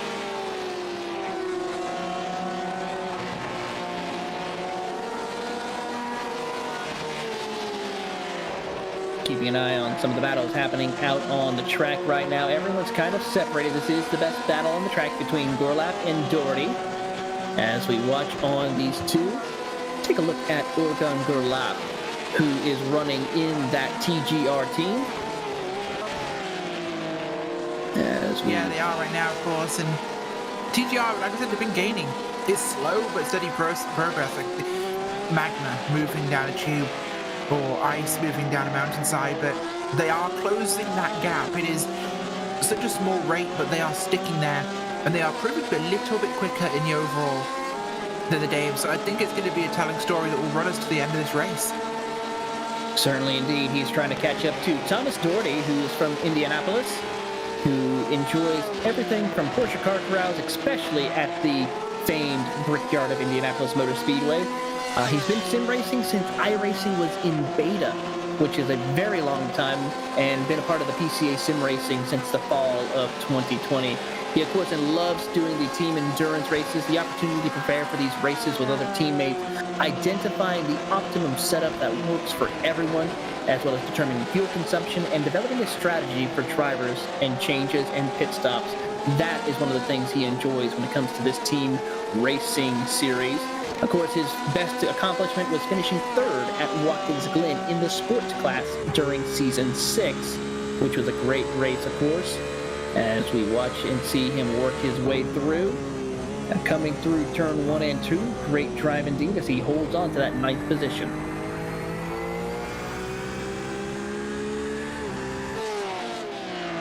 So he does, of course, and 9th is where he's sticking right now, but like I mentioned, that gap is coming down, so a lot of things could develop from this. And what happens when they arrive at each other? Do they race? Do they battle?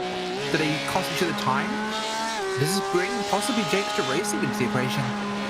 It's something we have to consider and keep an eye on. Of course, Oregon Gerlach is one of the drivers who is trying to chase him down. Of course, been racing for about 2 years as he has worked his way through. His best accomplishment with a second and a win, was second in the point standings, and with a win at Mid-Ohio during Season 6. As he is looking forward to working his way up through the field. And besides, of course, all things Porsche, one of his favorite pastimes is, of course, none other than taking a fishing pole out to your local area to do a little fishing. So probably after this race, if the weather's good enough, he might be going to do a little fishing after today's race.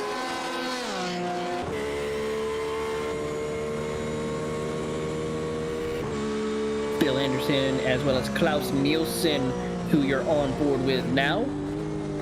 Great camera angle. A little bit of motion sim action for Klaus Nielsen, feeling every bump, every turn, every single feeling that iRacing scan to put on this surface in order to improve its simulation.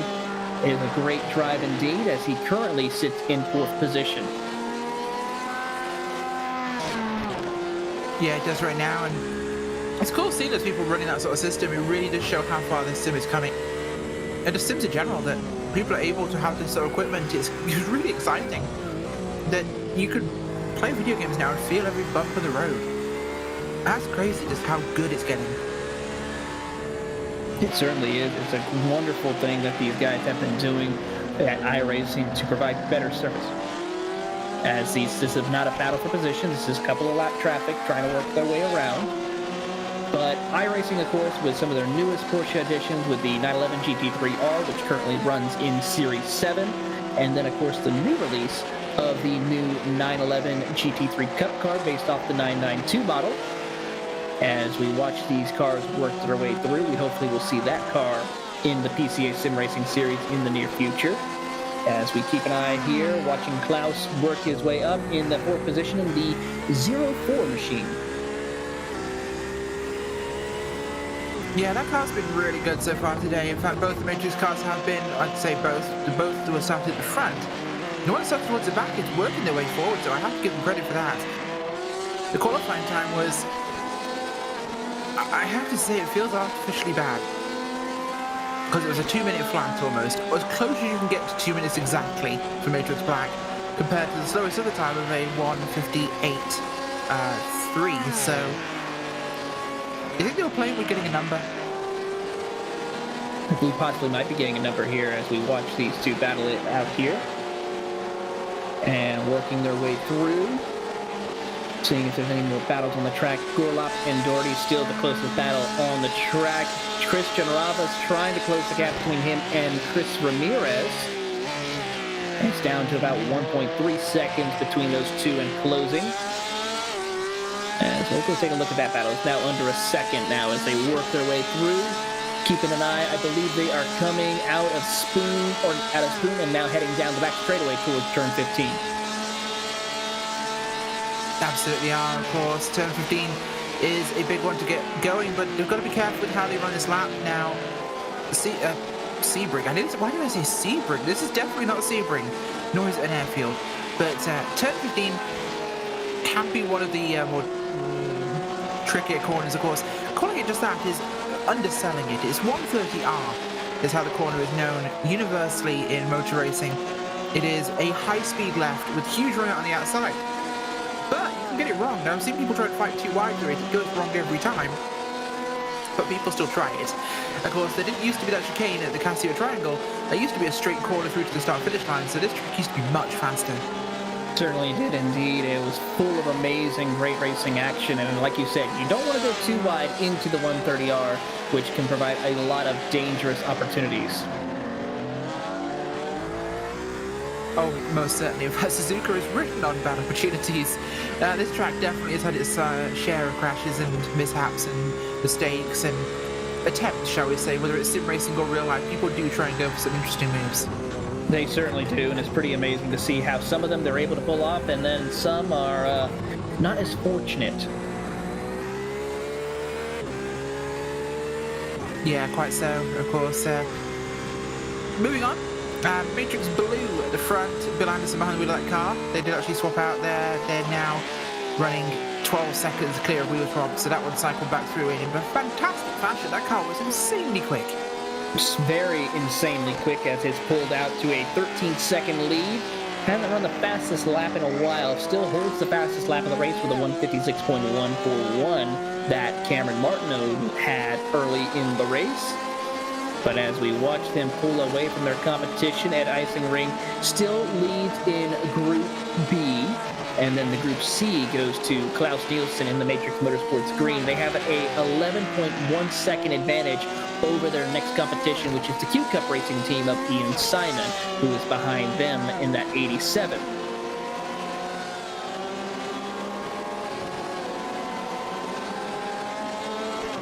Yeah, we'll have to see this one go, but it's going to be a busy last portion of this race. Looking at the clock, we do have 10 minutes left nearly. This one's going to come to the wire for some of these positions, but it's going to be exciting to see who can change them. Matrix Blue look clear. We with Rob look clear. Imperial Shake are ahead right now, closing on We with Rob, but it's going to be tight. Looking at P7 though, overall, Shanghai Dream Team and GP Sim Sport, they are now fighting. We thought they would be, and here comes Jabrowski. Simorowski now is behind Andrew Hillman as they come through the circuit. Hillman has now found his way to get around as they come up to Spoon, enter into the braking zone. As they work their way through, can Simorowski get the run he needs out of corner exit to carry him down the straightaway heading to the 130R? The answer we'll find out. He's right there in the slipstream. He's got a tow from Hillman. We'll watch this battle as they enter into the 130R. Yeah, going for it now as they come through that fast corner. Lots of run off to help give you some room but you will get a mega slowdown if you use that. It's normally the apex of a corner where you'll catch a slowdown at many iRacing tracks, not the exit. 130R, you're definitely going to slow down on that exit because you will get a big advantage by not lifting. As they work their way. There we go. Pass for position right here as Sidorowski will take the outside as they enter into the first turn and move him up into P7 once again. Yeah, getting it going here for him. GP Sim Sport now ahead there of Sun Dream Team. Gem Pop in a bit of an open area right now. They're 10 seconds behind Q-Cup and 15 ahead of Shansan, so that's looking pretty static for them. Q-Cup in a similar position as well as that Matrix Green too, so we're looking at a pretty static field as long as no one makes a big mistake, and we've seen some single car errors here, Taylor, so unforced issues could happen. Very unfortunate issues could happen indeed as they work their way through. This is the Gen Pop Racing team. Currently behind the wheel is Kevin Douglas, who is pretty much by his lonesome right now as he's coming out of turn 12, heading over to Spoon. As he's been on a bit of a tear right now, still running second in the point standings in his class of the Group C. Not what he needs to do. He needs to try to find a way to try to close the gap, but he's running out of time. 8.5 minutes left to go on the clock as he tries to see if he can find anything, but he's going to need a little bit of help, I would have to say, in order to try to clinch this championship. Yeah, definitely. And the championship is looking pretty clinched for our top runners at the moment. I don't really see that changing, and of course, Lone Wolf basically have it locked. It is locked. Is in as long. I don't think it's possible to win. They have won, right, Taylor? They have won the championship pretty much. They did not even have to even start this race. Looking at Team Lone Wolf Motorsports, they won out of the 5 races they started. 4 out of those 5 they won. The only race that they didn't was race number 2 at Sebring. Other than that, race 6 they did not even have to show up for.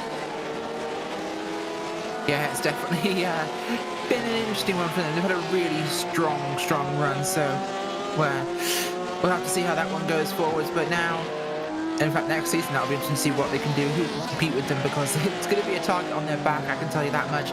Same goes for Matrix Green and We Was Robbed. They've both shown to be really dominant cars this season.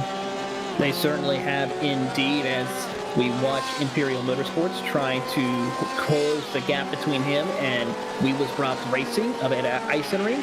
Billy Smith, the second, trying to close the gap. It's down to 2.3 seconds as they work their way through Spoon. 7 minutes left to go on the clock as they come out of there, heading down the back straightaway towards the 130R. Yeah, certainly are, and that corner is so much fun to actually drive through there. It's so fast. You get such a boost in the car, but coming up now, they'll dive to that apex and just fly through that. It feels like a roller coaster to go with that Ferris wheel just after the Casio Triangle. As they'll dive in here for the quick right, left, right of the final segment. And that does make it kind of awkward for that pit road entry, I've got to say, because it is one of the more tricky ones to nail.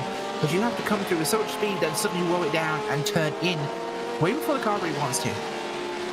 Indeed, as we watch here, Bill Anderson pulling away once again. He is just hitting his marks as he has been doing since he started his stint. Currently holds a 17-second lead over Ed Eisenring. No pressure whatsoever. As we look to the field, there is no major battles. Closest battle is between the battle for second between Billy Smith and Ed Eisenring. It's now down to 1.8 seconds and closing at this point. And we will see if Billy Smith can be able to get a second position finish in class as well as overall before time runs out. Under 6 minutes left to go on the clock here at Suzuka. Less than 6 minutes left to go in the season for the PCA Sim Racing Team Racing Endurance event. As we are here at Suzuka for the final event, champions will be crowned here in Group B and Group C.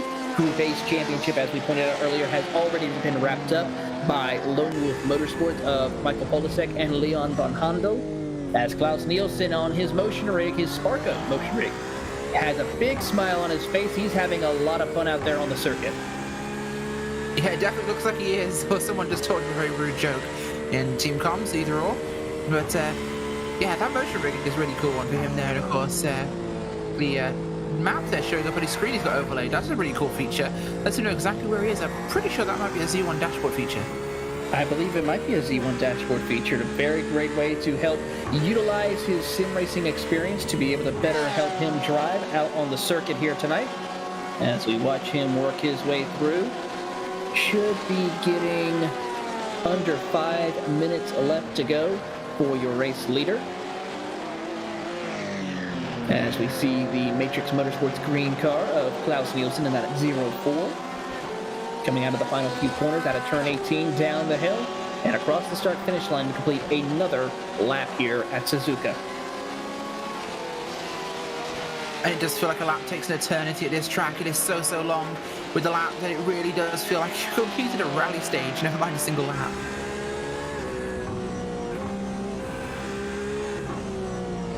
And the gap between, well, actually, Billy Smith was able to get around Ed Eisenring for that second position.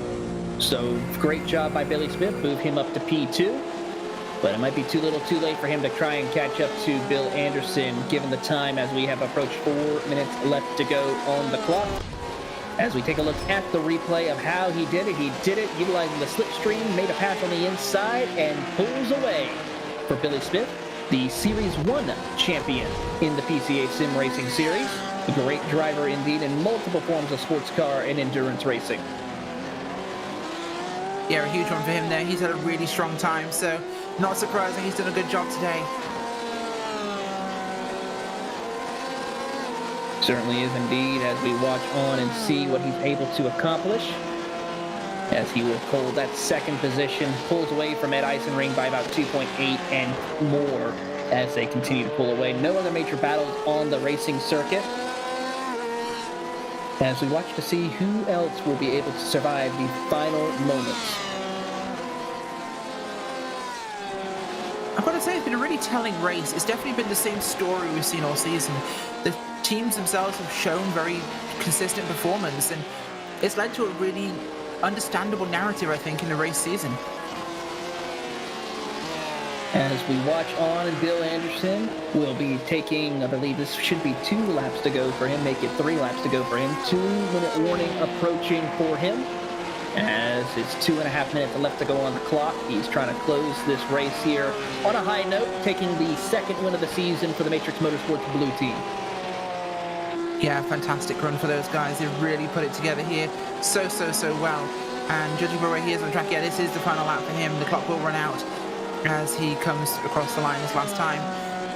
It's been huge. It really has. And I think the same will go for Shake and Rob. But Shake were the ones that had to get really close here to have a chance at this, because I think they were in a grasping point, maybe, for the Group A. No, it was blue. Sorry, Matrix blue with Shake behind them. No, they were nowhere near. So even if they finish second, they have no chance of even closing this gap, unfortunately. But they've shown a fantastic run, I think, today. They certainly have shown a fantastic run all race here today. A dominant performance by them. As they work their way through, we should be getting the white flag for your race leaders this time by, as we'll see where they are on the track for Bill Anderson, your overall.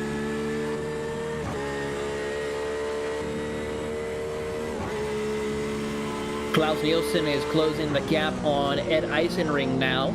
This is the 2 different classes, Group B and Group C, battling for the last step of the overall podium. And Klaus Nielsen has dropped it down to less than a second as they work their way to the 130R and closing speed as they approach the Casio Triangle. Great battle between these 2 drivers in the closing stages. Yeah, it really is. And wow, it's coming down to the wire for them, of course. It's so close. But it's not a hugely position-based thing because it's 2 different groups, I should say. But this is going to be, I think, the end for them. No, the clock is still on time for those guys, so they will have 1 more lap here, which is surprising. Yeah, 1 more lap. I thought the clock had jumped down, and now it's come back up again, so we'll have to see if this one come through. That was white flag. This is definitely now our final lap. White flag should be out this time by for your race leaders of Bill Anderson, along with Ed Eisenring and Klaus Nielsen, your group class leaders, as they work their way through the final set of S's for the final time.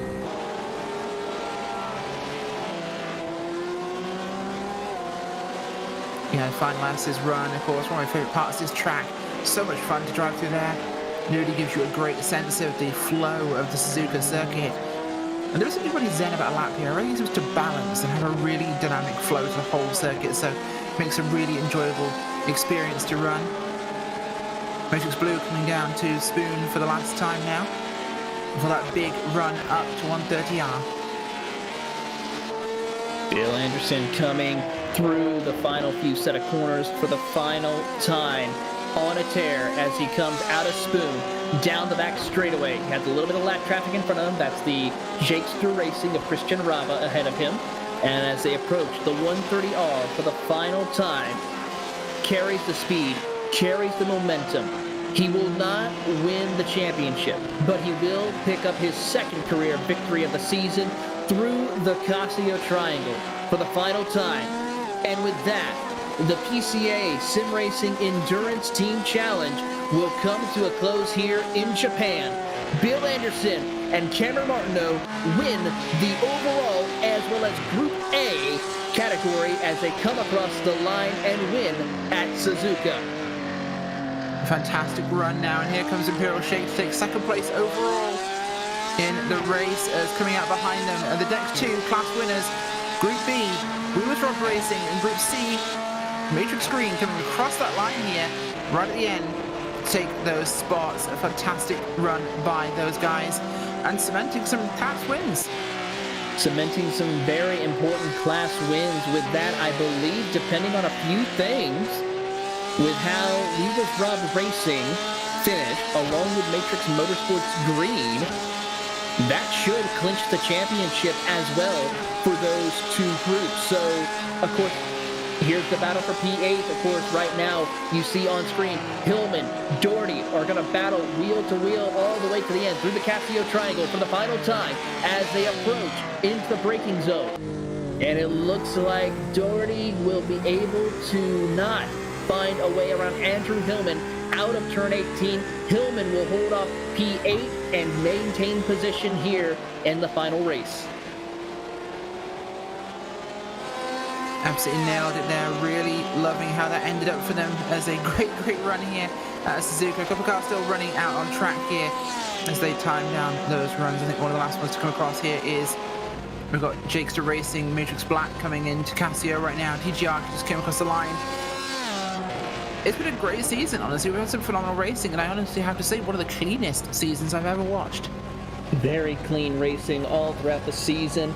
And as the final few cars come across the line, we will give you your full field rundown of tonight's race.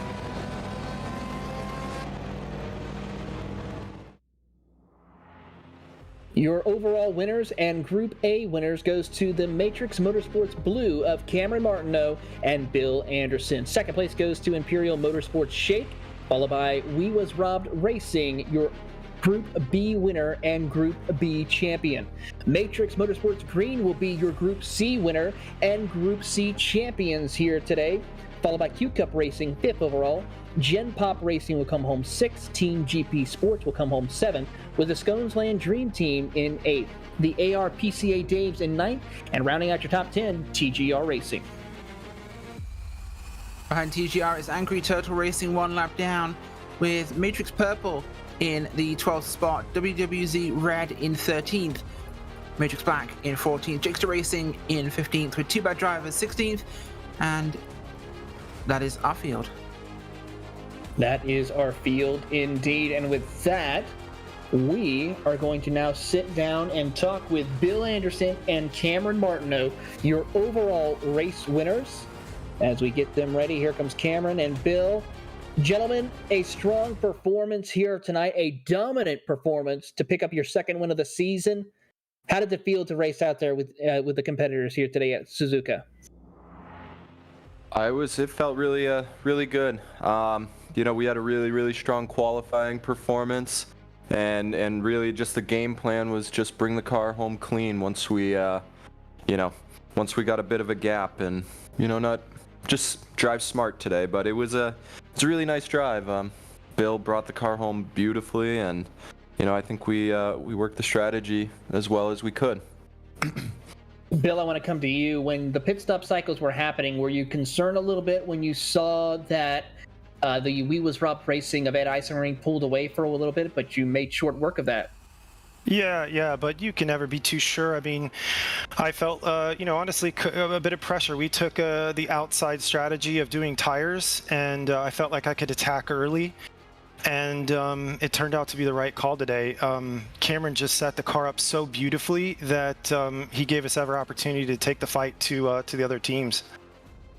Well, with this win, you will come home second in the championship, as well as pick up your second win. What does it feel like, though, to be the only other team this season to collect wins in this Group A?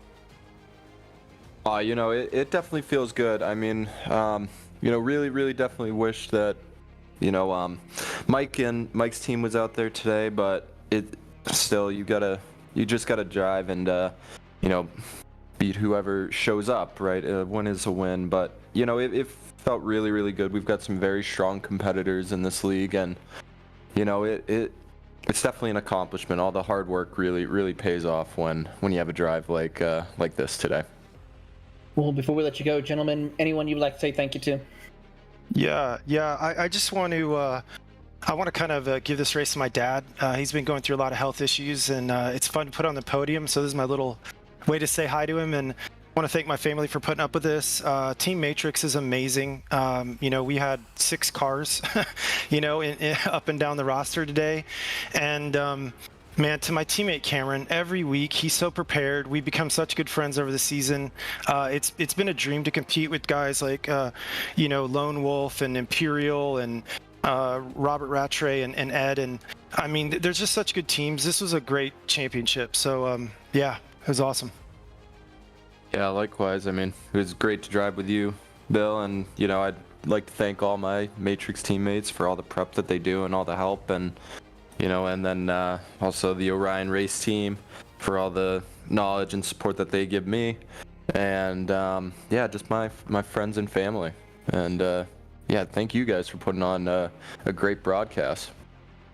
We look forward to seeing what you can do next season. That is your Group A winners, Matrix Motorsports Blue of Cameron Martineau and Bill Anderson. With that, we go to our Group B winners and Group B champions, the We Was Robbed Racing team of Robert Rattray and Ed Eisenring. Hey, guys. Well, welcome, guys. Thank you for joining us here today. Fantastic run today, and I am ashamed to admit that I only just realized what the robbed pun was there. I thought it was 2 Robs, not Robert and Ed. I'm an idiot, but a phenomenal season from both of you. Loved the car for a start this race. Gorgeous livery on that car. Was that one of you two? Yeah, that was me. It looks beautiful, and just like the run you guys had today, everything looked picture perfect and quiet out there. You had a good start to the race and kept things clean. Yeah. We'd practiced on some very heavy, very hot tracks, so today felt really good. I sort of elbowed Matt out the way in the beginning because I felt that I could go faster than he was, even though we're not racing him in the race, and that allowed me to pull some space to Josh, and that was our real competitors in the race. All we wanted to do was beat Josh and Ian today, which we managed to do very well. It seemed like you certainly managed that, and over to you, Ed. How was it getting in the car halfway through this thing? I'm in a position to hold in the championship on the line. Yeah, great, Rachel. I'm just sitting here with a big smile, and we had a strategy all planned out. And first of all, big kudos to Josh and Ian this season. They've been great competitors, and we are really happy with this result. We worked hard for it, and also want to thank Robert, for his coaching along the line in my first season as in this team racing event. So really, it felt great, and have the car and finishing it off. So it was really. Great race. It certainly seemed that way. Anybody you guys would like to give a shout out to or thank for the season and the championship? Yeah, first of all, I want to thank Robert. He's a great coach along the way. It's been a great season, and couldn't do it without you. I learned so much from you guys, so thanks so much. And of course, also Victoria and the family abroad. So thanks for all support and best wishes. Yeah, thanks to the teammate. You can't do it without a team, and we managed to pull that together this year. Thanks to you guys. It's always fun to hear podium and go through the replays, and PCA Sim Racing. It's always a fun deal. I hope we continue the team series. It's great things to look forward to. Awesome. Well, thank you very much to both of you. We was Robbed Racing coming home with the Group B championship today in second overall in tonight's race. And with that, we move on to our Group C winners and Group C champions, Klaus Nielsen and Matthew Siddle from the Matrix Motorsports Green. Gentlemen, a strong performance for you guys all day. Your third win of the season. How did it feel to finally be champions after a hard-fought battle with the Gen Pop Racing team? It was great. It was fantastic. We really were looking forward to this race. There's a lot of pressure on, but we put the hours in, and the plan worked perfectly. It was fantastic, and Klaus did a superb job there in the anchor session. It was pretty fast, actually. It was almost as fast as the pros, so good. Well, with that, Klaus, I want to come to you. Your drive at the end was phenomenal. You almost worked your way up to a possible podium finish towards the end there. What was it like to be battling with some of these competitors in this multi-style racing, even though you're racing in the same cars? Yeah, it's been a fantastic experience. This is the first time that we do team racing all together. And the very first race at Daytona, Matt and I got introduced to each other, really. And we just happened to get a fair position out of that, and then, got more and more enthusiastic about it. But it's been really interesting and really fun. The fact that I was able to keep up with some of the pro guys was, a little bit cream on the top, but today was a little weird, I think. We put a lot of time into it. Matt put a great setup together for us, so we had some good practice there. Well, what can we look forward to the rest of this year for you guys at Matrix Motorsports? Well, I think it's getting back to Series 7. We sacrificed a couple of races there, one for this race to make sure we were practiced, and one for the Formula 1, where Klaus and I met for the first time in real life. But we're going to go for the rest of Series 7 now. Definitely, and we'll be looking for our next team series, see how that comes. Of course. Well, before we let you go and celebrate this champion and victory, anyone you'd like to say thank you to? I got to say thanks to my wife and family again for putting up with it, and then most of all, I think the broadcast team the broadcasts have got better and better through this Series 7 and this, and then all the guys at PCA who do all the work behind the scenes, they do a fantastic job in making this a great club and great racing. The sub team here with Matrix Motorsport has been great. Really good camaraderie and good practice and good learnings. It's been great. Well, with that is Klaus Nielsen and Matt Siddle, your Group C winners and Group C champions of Matrix Motorsports Green, as Rachel has caught up with the second place finisher overall, as well as in Group A, Leif Peterson from Imperial Motorsports Shake. So we have got Leif Peterson with us once again, as Taylor calls him Mr. Consistency, and he proved exactly that today, along with his teammate Billy Smith. Leif? Yes. That was a really busy race today, but once again, not a foot wrong. How do you do it? I just don't even drive the other drivers. I drive my line. I test enough to know what I can and can't do, and if I need to push. And I really, if someone's faster, I let them by and just draft them. And I drive the track, and I race the traffic. I don't really race individuals, and I let it fall out our way. Especially in enduros, the longer the race, the more important it is that you drive within your self, your skill level. So would you say you're the PCA's Alan Prost? Wow. I don't know if I want that mantle exactly, given history here. So.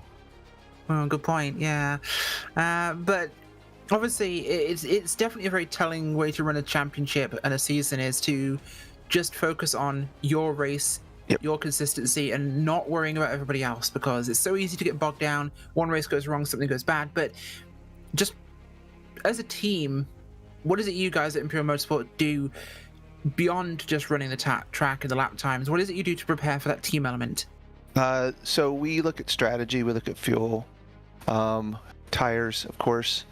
If we can stretch, if we're going to be close on fuel, things like that. Like I said, we've run a lot of enduros, especially last year. We ran all of them, and so really it comes down to incidents.